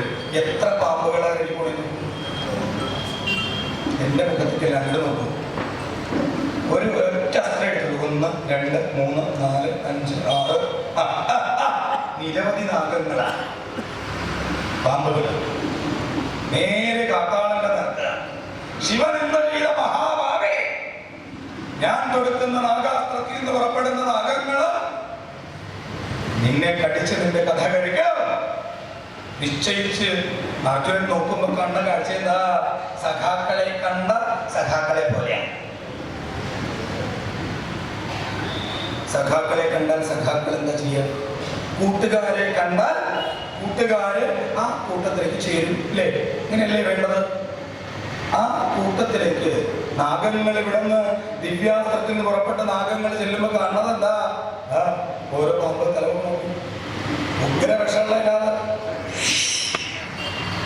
ഭഗവാന്റെ കണ്ഠത്തിൽ അമരുന്നതായ നാഗങ്ങളെ കണ്ട് അസ്ത്രത്തിൽ നിന്ന് പുറപ്പെട്ട നാഗങ്ങളും ഭഗവാൻ ആടയാഭരണങ്ങളായിട്ട് തീർന്നു. വിഭൂഷണങ്ങളായിട്ട്, കടകങ്ങളായിട്ടും കടിസൂത്രങ്ങളായിട്ടൊക്കെ തീർന്നു.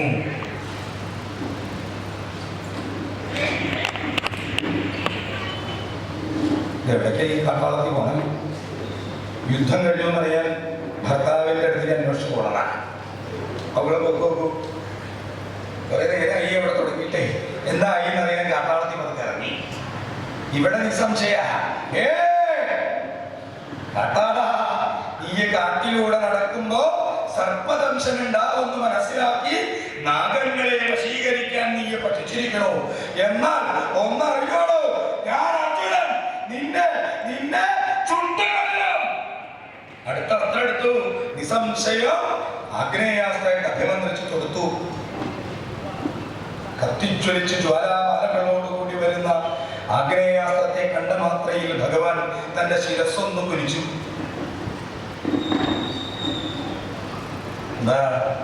വലിയ വലിയ ആൾക്കാരെ കണ്ടാൽ, തന്നേക്കാൾ പ്രായമുള്ളവരെ കണ്ടാൽ ആ പാദം തൊട്ട് നമസ്കരിക്കാൻ ഒരാളോടും ചോദിക്കേണ്ട ആവശ്യമില്ല. പ്രായത്തെയാണ് ബഹുമാനിക്കുന്നത്. തന്നേക്കാൾ അറിവുള്ളവരുടെ പാദം തൊട്ട് നമസ്കരിക്കാൻ പ്രായത്തെ പോലും ഗൗനിക്കേണ്ടതില്ല. അറിവിനെയാണ് നമസ്കരിക്കുന്നത്. ഭഗവാൻ ആഗ്നേയാസ്ത്രം വരുന്നത് കണ്ട് ശിരസ് താഴ്ത്തിയ മാത്രയിൽ ഭഗവാന്റെ തിരിച്ചടയിൽ അമരുന്നതായ ഗംഗയിലേക്ക് ആ ആഗ്നേയാസ്ത്രം ചെന്നങ്ങോട്ട് പതിച്ചു. അഗ്നി ജലത്തിലേക്ക് ചെന്നാൽ എന്താ ഉണ്ടാവുക? തീയ് വെള്ളത്തിലേക്ക് പതിക്കുമ്പോൾ എന്താ ഉണ്ടാവുക? നാണാവില്ലേ അർജുന?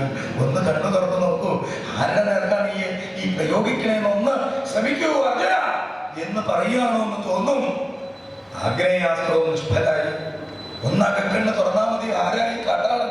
പക്ഷേ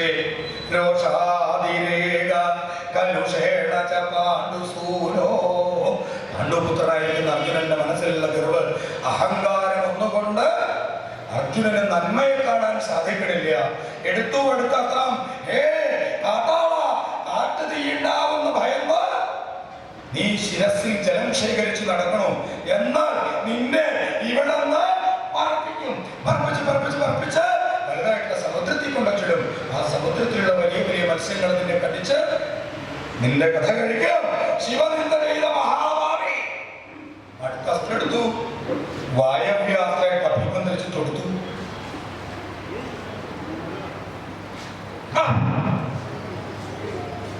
അപ്പൊ അവിടെ പോകും.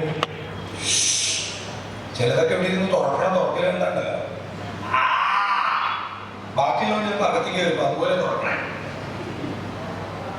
വായു കൂടെ വന്നപ്പോഴേ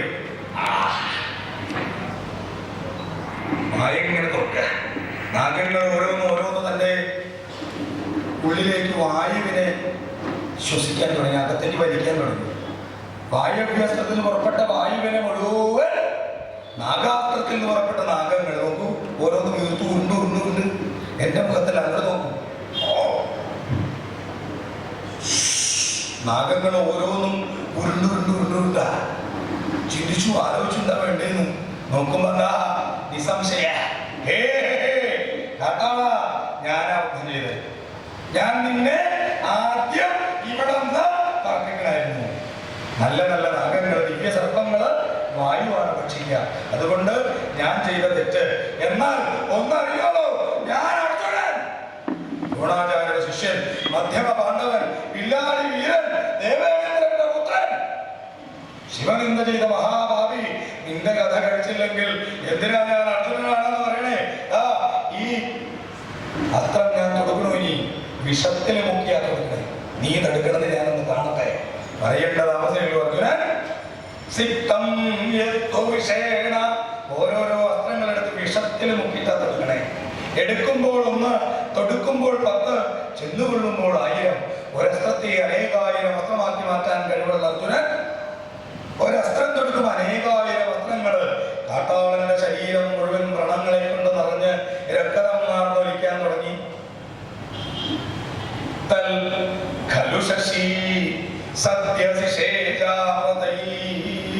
സാക്ഷാൽ ചന്ദ്രചൂടനായിട്ടുള്ള ഭഗവാന്റെ തിരിച്ചടയിൽ അമരുന്നതായ ചന്ദ്രൻ അമൃതിനെ വർഷിച്ചുകൊണ്ട് ആ മുറിവുകൾ ഇങ്ങനെ ഉണക്കി ഇങ്ങോട്ട് വരും. അപ്പോഴത്തേക്കും അടുത്ത അസ്ത്രങ്ങളിൽ നിന്ന് പതിക്കും. ശരീരം മുഴുവൻ വ്രണങ്ങളെ കൊണ്ട് നിറയും, രക്തം മാർന്നൊലിക്കും. അപ്പോഴേക്കും വീണ്ടും അമൃതം ഇങ്ങനെ വർഷിച്ച് മുറിവുകളെ ഉണക്കും. നിരവധി അസ്ത്രങ്ങളായി പ്രയോഗിക്കണം. പാർവതിക്കാണെങ്കിൽ സഹിക്കണില്ല അല്ലേ? ഇരിപ്പ് തുടങ്ങി കുറെ നേരം എങ്ങനെയെങ്കിലും ഇവിടെ നിന്ന് പോയാൽ കൊള്ളാമെന്നുണ്ട്. അതിന് പറ്റണ്ട, എന്നാ പിന്നെ പിടിച്ചേക്കാന്ന് വിചാരിച്ചു. അന്ന് ഇരുന്നും പോയി ഇതൊക്കെ നിർത്തണമില്ല. എങ്ങനെയെങ്കിലും ഒന്ന് കഴിച്ചു കൂട്ടിയാൽ കൊള്ളാമെന്ന് തോന്നുന്നുണ്ടോ നിനക്ക്? നമുക്ക് എങ്ങനെയെങ്കിലും അവസാനിപ്പിക്കണമെന്ന് ആഗ്രഹം ഉണ്ടോ? എന്നാലേ പോകാൻ പറ്റുള്ളൂ എന്നാണെങ്കിൽ പൊക്കോളം, എനിക്ക് വിരോധമൊന്നുമില്ല. ഭാരതി ഇങ്ങനെ നിർത്തിയിരിക്കുക. കുറെ നേരമായി വന്നപ്പോ തുടങ്ങിയതാ ചര പറയുന്നുണ്ട് അല്ലേ? എന്താ വേണ്ടേ? ഭഗവാൻ യുദ്ധം നിർത്തോ. പാർവതിക്ക് സങ്കടമായി. നന്ദികേശ്വര അമ്മയ്ക്ക് പുറപ്പെട്ടു.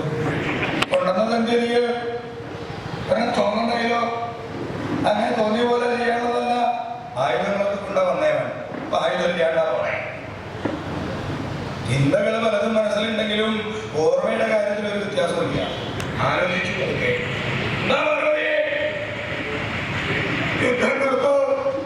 എത്ര നേരമായി അവിടെ നിന്ന് ഇങ്ങനെ തുടങ്ങിയിട്ട്? എന്താ അങ്ങനെ തോന്നാൻ?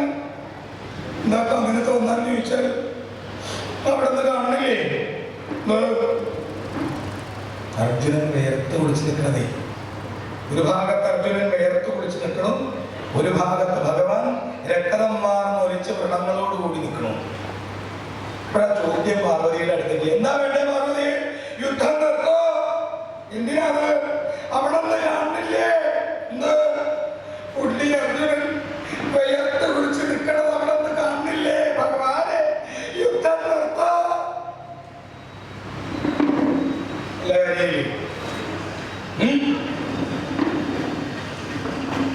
എന്റെ ശരീരം രക്തമാർന്ന് ഒലിക്കണതല്ല അവർക്ക് തരണം, അവൻ വേർത്തു കുളിച്ച് നിൽക്കണം.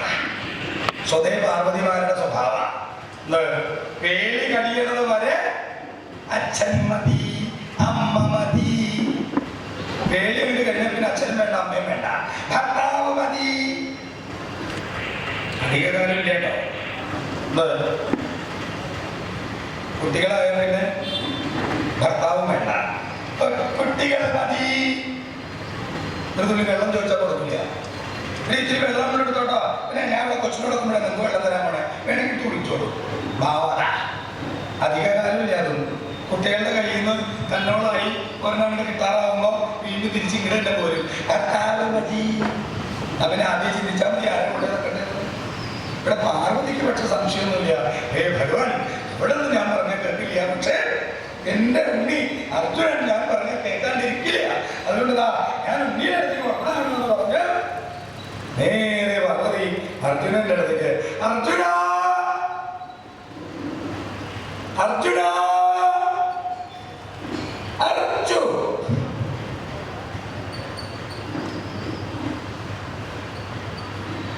അർജുനെ എവിടെയും തെറ്റി വരട്ടിരിക്കണേ. പട്ടാളത്തിലെ പോക്കും കഴിഞ്ഞ് വരുന്നില്ല. ഇതൊക്കെ എന്നെ വശീകരിക്കാൻ വേണ്ടി വന്നതാ.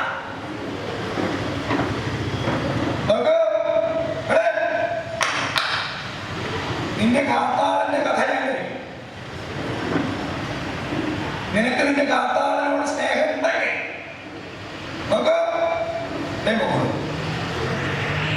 പോയി ബന്ധുക്കളെ വിളിച്ചുകൊണ്ടു. അതങ്ങനെ കേട്ടു പറഞ്ഞു, ബന്ധുക്കളെ വിളിച്ചുകൊണ്ടിരുന്നു. അതെന്തിനാ അർജുന ബന്ധുക്കളെ വിളിക്കണേ? നിന്റെ കാട്ടാളന്റെ കഥ ഞാൻ കഴിക്കും എന്നുള്ള കാര്യത്തില് ഒരു സംശയം വേണ്ട. കാട്ടാളി അവൻ ശിവനിന്ദ ചെയ്ത മഹാഭാവിയാണ്. നീ ബന്ധുക്കളെ വിളിച്ചുകൊണ്ട് വന്നാൽ അന്ത്യകർമ്മങ്ങൾ ചെയ്യാൻ ആളുണ്ടാവും. നിനക്ക് കർമ്മം ചെയ്യാൻ യോഗമില്ല. പക്ഷേ ബന്ധുക്കളെ കൂട്ടി വന്നോളൂ. അങ്ങനെ കേട്ടു പാർവതി. ഓ അത്ര ഗർവുണ്ടോ അർജുന നിന്റെ ഉള്ളില്? എന്നാൽ അതെനിക്കൊന്നും അറിയണോളൂ. അർജുന നീ ഒന്നറിഞ്ഞോളൂ, ഞാൻ വെറുതെ കാട്ടാളത്തിയൊന്നുമല്ല. നീ യുദ്ധം ചെയ്യണത് വെറും കാട്ടാളനോടല്ല, ഒന്ന് അകക്കണ്ട നീ തുറന്നു നോക്കൂ അർജുന. അത് നീ സേവിക്കണ നിന്റെ സേവാമൂർത്തിയാണ്.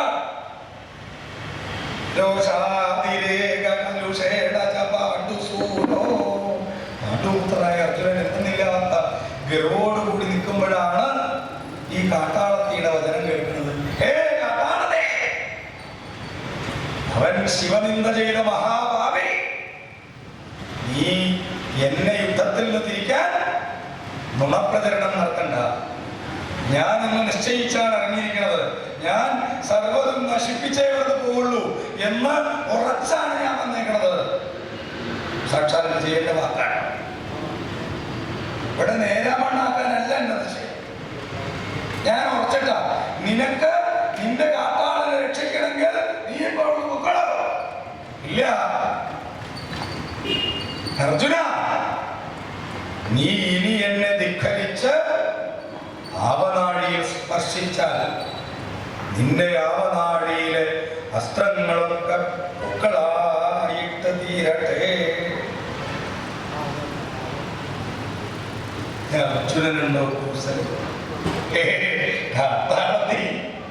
നിനക്കറിയില്ല ഞാൻ ആരാണെന്ന്. നിന്റെ കൈനാക്ക് എനിക്ക് ഭയങ്കര ഇന്ന് നിന്റെ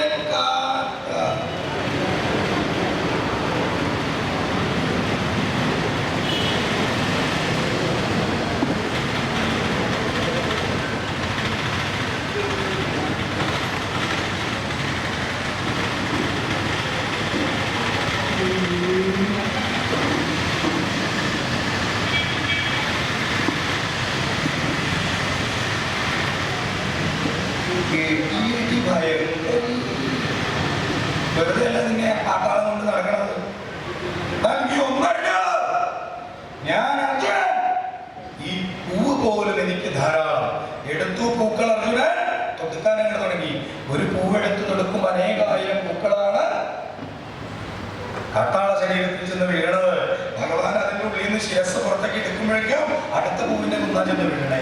അവിടെ നിന്ന് ശിരസ് പുറത്തേക്ക് എടുക്കുമ്പോഴേക്കും അടുത്ത പൂവിന്റെ കുന്നാ ചെന്ന് വീഴണം. പാർവതി ഒരു മാത്രമേ നോക്കിയുള്ളൂ. അർജുന കാമദേവൻ ഒരു പൂവം വയ്ക്കാൻ ലക്ഷ്യം പിടിച്ചേ ഉള്ളൂ. തൃക്കണ്ണ് തുറന്ന് ഭസ്മാക്കി കളഞ്ഞ ആളാണ് ഭഗവാൻ. നീയ് അനവസരത്തിൽ പുഷ്പങ്ങളെ അയച്ച് ഭഗവാന് ഇഷ്ടമായില്ല എന്നുണ്ടെങ്കിൽ അർജുനന് വാശുപദം കൊടുക്കണം എന്ന് പറഞ്ഞ് പുറപ്പെട്ട് മറ്റെന്തെങ്കിലും കർമ്മങ്ങൾ കൂടേണ്ടി വരും. ഹേ അർജുന, കാട്ടാളത്തി, നിന്റെ കൈനാക്ക് ഒന്ന് ഭരിച്ചു വെച്ചിട്ട് ഇനി എന്താ ഭരിക്കില്ല. നിന്റെ കാട്ടാളനെ ശ്വാസം പൊട്ടിച്ചിട്ടോ.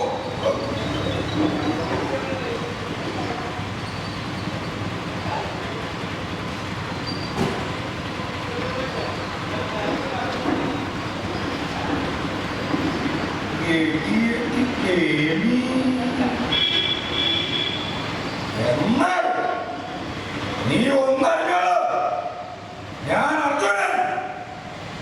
ഈ വില്ല് പോലും എനിക്ക് ധാരാളം. വില്ലെടുത്തുകൊണ്ട് കുത്തി ആ ഞാനങ്ങൾ അഴിച്ചു ദണ്ടായിട്ട് മാറ്റി ഒന്നടുക്കണ്ട തുറന്നാൽ മതി. ആരായി കാട്ടാളൻ? ആരായി കാട്ടാളൻ?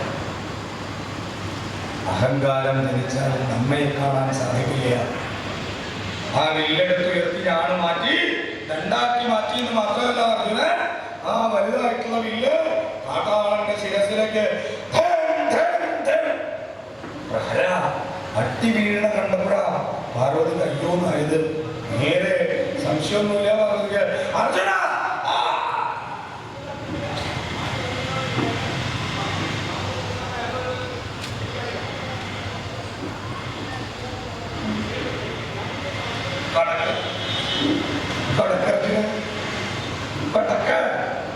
ആദ്യം പാർവതി ധരിച്ചത് ഭഗവാന്റെ ശിരസിലെ അടി കൊള്ളണമെന്നാ. അതാ തടുക്കാൻ പുറപ്പെട്ടെ. അപ്പോഴാ പാർവതിക്ക് മനസ്സിലായില്ല, ഈ അടി ഭഗവാന്റെ ശിരസിലാണെങ്കിൽ കൊള്ളണത് മറ്റവർക്കാണ്. എന്റെ ഉണ്ണി വിചാരിച്ചിട്ട് സാധിക്കാത്ത കാര്യ. അർജുന ഉത്സാഹമായിട്ടാ. നിന്റെ കരങ്ങൾക്ക് ശക്തി ഉണ്ടാവട്ടെ അർജുന, നിന്റെ കരങ്ങൾക്ക് ശക്തി ഉണ്ടാവട്ടെ അർജുന. അനുഗ്രഹം തുടങ്ങിയില്ലേ. അടി നിന്നെന്ന് വീഴുമ്പോ ഓരോ അടി വീഴുമ്പോഴും ഭഗവാന്റെ നേത്രങ്ങൾ പതുക്കെ പതുക്കെ പതുക്കെ ഇങ്ങനെ ചുമന്ന് ചുമന്ന് വരാൻ തുടങ്ങിയത് ഗംഗാ ഭഗവതിക്ക് ബോധ്യപ്പെട്ടു. ഗംഗാ ഭഗവതിക്ക് ഒന്നറിയാം, ഏതൊരു നിമിഷത്തിലാണോ ഭഗവത് നേത്രങ്ങൾ പൂർണ്ണമായി ചുമക്കണത് ആ നിമിഷം ത്രൈലോക്യം നശിക്കണം. നിസംശയം ഗംഗാ ഭഗവതി അർജുനന്റെ വില്ലിനെ കടന്നങ്ങോട്ട് പിടിച്ചു, തന്റെ തലയിലേക്ക് ഒളിപ്പിച്ചു. ദ്രോണാചാര്യ ശിഷ്യൻ മധ്യമ പാണ്ഡവൻ വില്ലാളി വീരൻ ദേവേന്ദ്രന്റെ പുത്രൻ എന്നൊക്കെ പറഞ്ഞു പുറപ്പെട്ടിട്ട് എന്താ ഭഗം നിരായുധനായിട്ട് തീർന്നിരിക്കണു. ഒന്നകക്കണ്ണ് തുറന്നാ മതി, തന്നെ നിരായുധനാക്കി മാറ്റാൻ മാത്രം ശക്തനായ ഈ കാട്ടാളൻ ആരാ? പക്ഷേ അഹങ്കാരം കൊണ്ട് നിറഞ്ഞ അർജുനൻ വീണ്ടും തന്നെ മുഷ്ടികളെ ചുരുട്ടി പിടിച്ചു. ഹേ കാട്ടാള, നിന്റെ കഥ കഴിക്കാൻ എനിക്ക് ഈ മുഷ്ടികൾ പോലും ധാരാളം. മുഷ്ടി ചുരുട്ടി പിടിച്ചു എന്ന് മാത്രമല്ല, കാട്ടാളന്റെ നേർക്ക് പ്രഹരം തുടങ്ങി. അർജുനകരങ്ങൾ ഭഗവൻ ശരീരത്തെ സ്പർശിച്ച മാത്രയിൽ ഭഗവാൻ ഒന്ന് തുള്ളിലുമുണ്ട്. കൊച്ചുകുട്ടികള് ഒരെണ്ണം തന്നാൽ എന്തെങ്കിലും തോന്നോ? കുഞ്ഞുങ്ങളുടെ കയ്യിൽ നിന്ന് ഒരെണ്ണം കിട്ടിയെന്ന് വെച്ചാൽ വല്ല വിഷമം തോന്നും. ഇതുപോലെ തന്നോടായിട്ട് ഒരെണ്ണം തന്നാലോ? അമ്മമാരുടെ കാര്യം പറയാതിരിക്കുക ഭേദട്ടോ. ഇത് വയറ്റിൽ കിടക്കുമ്പോൾ തുടങ്ങും ചവിട്ട്.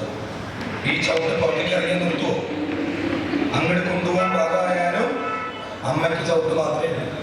പക്ഷേ ഭഗവാൻ ഇവിടെ ഇടതണോ വലതണോ എന്നൊന്നും നോക്കിയില്ല. ഇടതും വലതും നോക്കിയിട്ട് ഫലമില്ല എന്ന് ഭഗവാൻ മനസ്സിലായി.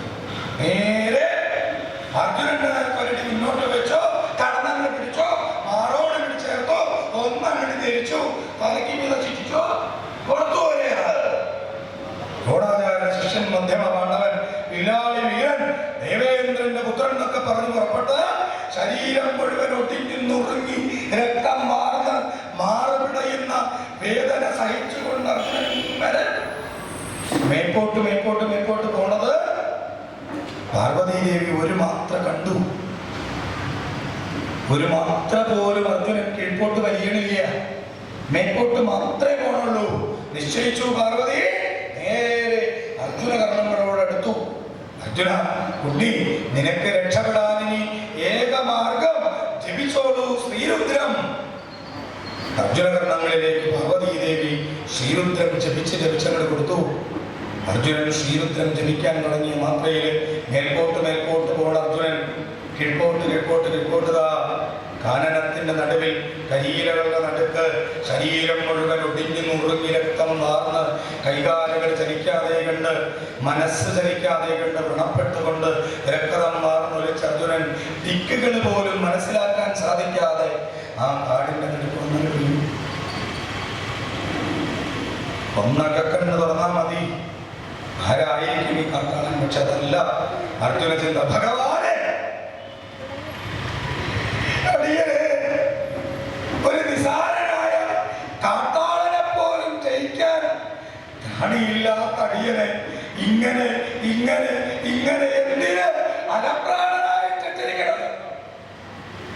ഭഗവാനെ, അടിയന്റെ ബാക്കിയുള്ള ജീവനും കൂടി എവിടുന്ന് എടുത്തോളൂ.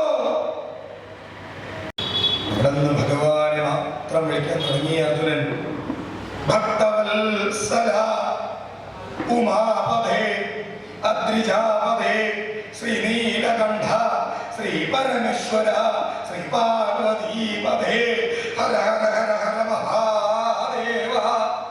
ഭഗവാനെ,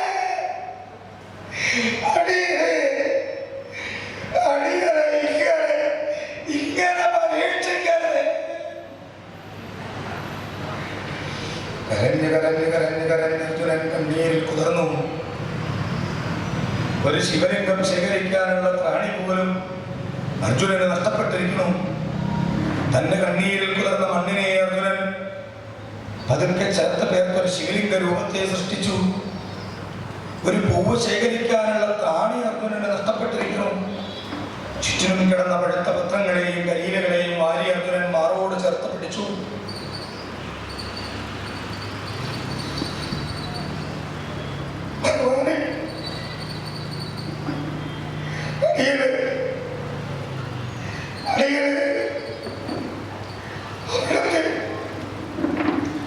അവിടത്തെ തിരുമുമ്പിലർപ്പിക്കാൻ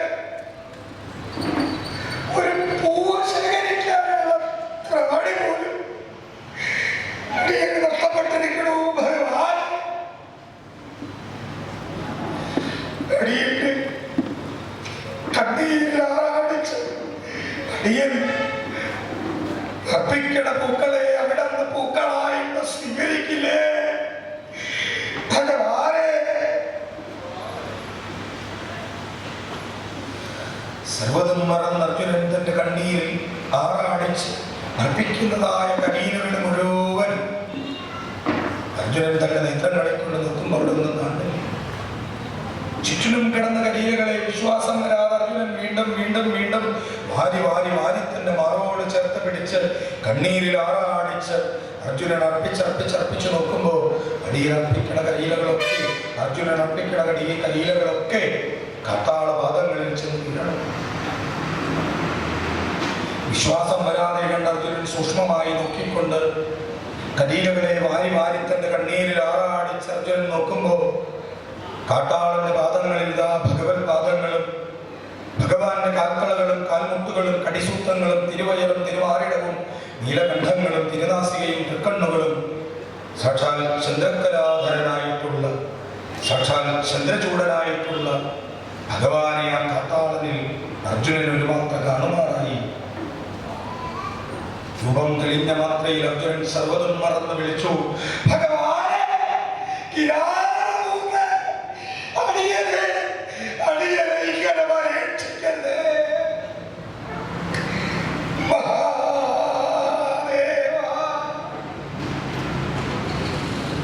കിരാതമൂർത്തേ എന്നുള്ള വിളി ഭഗവത് കർണങ്ങളിൽ ചെന്ന് പതിച്ചേള്ളൂ.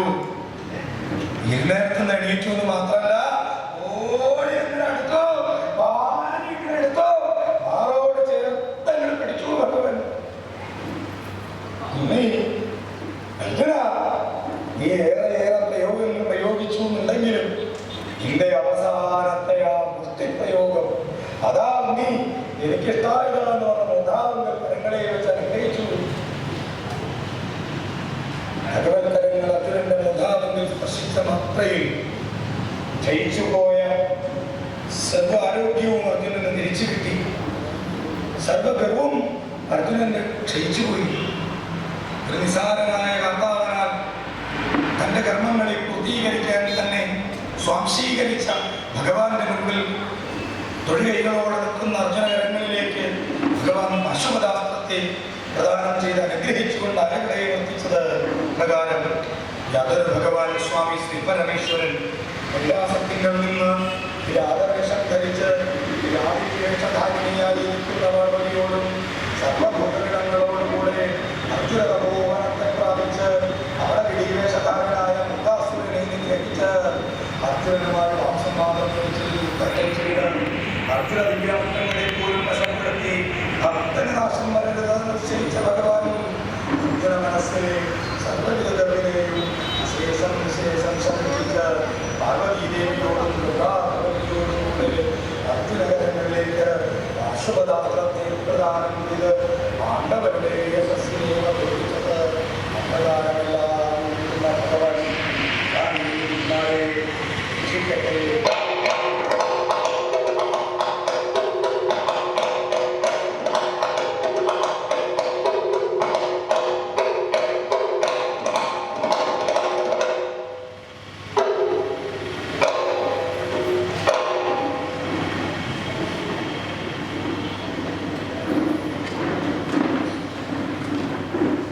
സംബുദ്ധരായ ഗുരുജനങ്ങളെ, ഭക്തജനങ്ങളെ, കലാസ്വാമികളെ, ഇത്രയും നേരം എന്തായാലും ക്ഷമിച്ചു. ഒരു നിമിഷം കൂടി ക്ഷമിക്കില്ലേ? കാരണം ഈ ആന്തരിക യുഗത്തിൽ പലരുടെ മനസ്സിലും ഒരു ധാരണയുണ്ട്, എല്ലാവരുടെയും ഇവരുടെയും. ചാക്യാർകൂത്ത് എന്ന് പറയുന്നത് ഒരു കോമഡി ഷോ ആണ്. ഒരിക്കലുമല്ല. ചക്ഷുഷയജ്ഞമാകുന്ന യജ്ഞമാണ് കൂത്ത്. 3 തിരിയിട്ട നിലവിളക്ക് കൊളുത്തി ബ്രഹ്മവിഷ്ണു മഹേശ്വരന്മാരെ സാക്ഷി നിർത്തി ത്രൈലോക്യ സാന്നിധ്യം വരുത്തി വലത്ത് സരസ്വതിക്ക് അരിയും നാളികേരവും വെറ്റിലയും അടക്കയും നാണയവും ദക്ഷിണ വെച്ച് ഇടത്ത് ഗണപതിക്ക് അവൽമല ശർക്കരപ്പഴം എന്നിവ നേദ്യം വെച്ച് നന്ദികേശ്വര സങ്കല്പത്താൽ നമ്പ്യാർ മിഴാവച്ചപ്പെടുത്തി വിദൂഷക വേഷധാരിയായ ചാക്യാർ രംഗത്ത് വന്ന് നൃത്തരൂപത്തിൽ ക്രിയ ആടിത്തീർത്ത് അഷ്ടദിക്പാലകന്മാരെ വന്ദിച്ച് വിദൂഷക സ്തോഭം നടിച്ച് വിദൂഷകനായി മാറി പീഠിക പറയുന്നതിലൂടെ ഏത് കഥയാണ് പറയാൻ പോകുന്നതെന്ന് നിശ്ചയിക്കുകയും പീഠം വലിച്ചിട്ടിരുന്ന് പാർവതീദേവിയുടെ മടിയിലിരുന്ന് ഉണ്ണിഗണപതി നാരദന് കഥ പറഞ്ഞു കൊടുക്കുന്നതാണ് സങ്കല്പം. അവതാരിക പറയുന്നതിലൂടെ ഏത് കഥാസന്ദർഭമാണ് പറയാൻ പോകുന്നതെന്ന് നിശ്ചയിച്ച് ശ്ലോകം ചൊല്ലി അന്വയം പറഞ്ഞ് കഥ പുരോഗമിക്കുമ്പോൾ നമ്മളിൽ ആർക്കെങ്കിലും കഥ ഇവിടെ നടക്കുന്ന ദിക്കായി ചിത്രീകരിക്കുമ്പോൾ നമ്മളിൽ ആരെയെങ്കിലും ആ കഥയിലെ കഥാപാത്രമാക്കി മാറിയാൽ ഈ ജന്മം ചെയ്ത പാപം കഴുകിക്കളയപ്പെടുന്നു എന്ന് കരുതിയും സംക്ഷേപം പറയുന്നതിലൂടെ കൂത്തുമുട്ടിച്ച് മുടിയടിച്ച് വിളക്കിന്റെ പിന്തിരികൾ രണ്ടും ചേരുമ്പോൾ ചക്ഷുഷയജ്ഞമാകുന്ന യജ്ഞം പൂർണ്ണമാകുന്നു. ഇത്ര വേഗത്തിൽ അവസാനിപ്പിക്കാവുന്ന മറ്റൊരു യജ്ഞം ഇല്ല എന്ന് വേണം പറയാൻ. സപ്താഹയജ്ഞമായാലും നവാഹയജ്ഞമായാലും 7 ദിവസവും 10 ദിവസവും 12 ദിവസവും എടുക്കുന്ന, എന്നാൽ ചാക്യാർകൂത്ത് ആകുന്ന യജ്ഞം അരമണിക്കൂർ, 1 മണിക്കൂർ, 1.5 മണിക്കൂർ, 2 മണിക്കൂർ കൊണ്ടൊക്കെ നമുക്ക് പൂർണ്ണമായി യജ്ഞത്തിൽ പങ്കാളിയാകാൻ സാധിക്കും. ഭഗവത് കഥകളൊക്കെ കേൾക്കേണ്ടത് കർണങ്ങളെ കൊണ്ടല്ല, മനസ്സുകൊണ്ടാണ്. നമ്മുടെ ചിന്തകളെയാണ് നമ്മൾ സംശീകരിക്കേണ്ടത്. ചാക്യാർകൂത്ത് പോലെ മനസ്സിനെ സംശീകരിക്കാൻ സാധിക്കുന്ന മനസ്സിലെ ചിന്തകളെ വേറിട്ട ചിന്തകളിലൂടെ ചിന്തിക്കാൻ പ്രേരിപ്പിക്കുന്ന മറ്റൊരു കല ഉണ്ടോ എന്ന് സംശയമാണ്. കാരണം അത്രയും വേഗത്തിൽ മനസ്സിനെ പിടിച്ചു വലിക്കുന്ന, എന്നാൽ വേദനിപ്പിക്കുന്ന കല.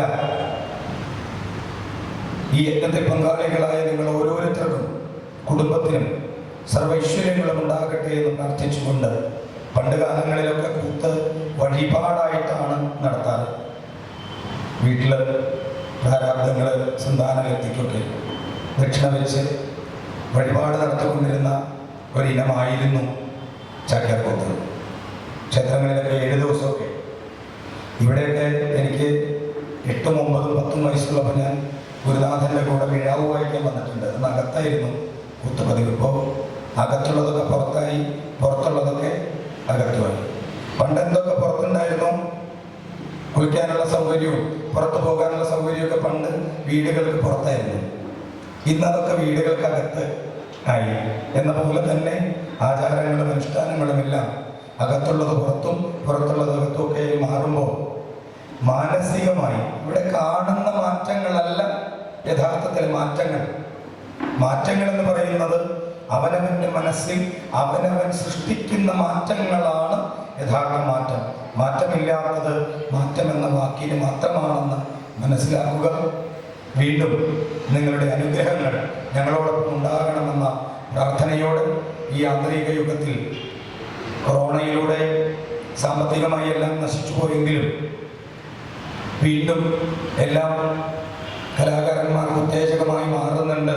ക്ഷേത്രങ്ങളിലെ പ്രോഗ്രാമുകളെല്ലാം ഈ നട്ടുച്ചയ്ക്കും ഇത്രയും ആൾക്കാരൊക്കെ ഇത് കാണാനിരിക്കുമ്പോൾ കുറച്ചൊക്കെ പഴയതിനേക്കാൾ കൂടുതൽ സന്തോഷം തോന്നുന്നുണ്ട്. ഈ ആന്തരിക യുഗത്തിൽ എല്ലാ ദിവസവും പ്രോഗ്രാമുകളുണ്ട്. അപ്പം ശബ്ദം അത്രയ്ക്ക് പോരാ, ഭാഗ്യ അത്ര പോരാ എന്ന് പറഞ്ഞ പോലെ ശബ്ദം അത്ര പോരാ. അത് സദയം ക്ഷമിക്കുക. പക്ഷെ ഇവിടുത്തെ ശബ്ദവിഭാഗം എൻ്റെ ഈ പോരായ്മയെ മാക്സിമം അവർ സപ്പോർട്ട് ചെയ്ത് സഹായിച്ചു. അതുകൊണ്ട് ഇവിടുത്തെ ശബ്ദവിഭാഗത്തിലെ പ്രിയ ബന്ധുക്കൾക്ക് എത്ര നന്ദി പറഞ്ഞാലും മതി വരില്ല. എൻ്റെ സ്നേഹത്തിന് നന്ദി പറഞ്ഞുകൊണ്ട് രംഗത്ത് ചാക്യാർകൂത്ത് അവതരിപ്പിച്ചത് വിദൂഷക ശ്രീ വാചസ്പതി എളവൂർ അനിൽ, മിഴാവ് വായിച്ചത് കലാമണ്ഡലം സഞ്ജു കൃഷ്ണ. നന്ദി. ഈ പ്രോഗ്രാമുകളെ സമർപ്പിച്ച ആ കുടുംബത്തിന് സർവ്വ ഐശ്വര്യങ്ങളും പ്രാർത്ഥിച്ചുകൊണ്ട് ഈ ക്ഷേത്ര സംഘാടകർക്ക്, എന്നെ ഇവിടെ ക്ഷണിച്ചു വരുത്തിയ ക്ഷേത്ര സംഘാടകർക്ക്, ഉത്സവാഘോഷ കമ്മിറ്റി അംഗങ്ങൾക്ക്, ദേവസ്വം ബോർഡ് അംഗങ്ങൾക്ക് എല്ലാവർക്കും സ്നേഹത്തിൻ്റെ ഭാഷയിൽ സ്നേഹവും നന്ദിയും അറിയിച്ചുകൊണ്ട് നിർത്തുന്നു. നന്ദി, നന്ദി, നന്ദി.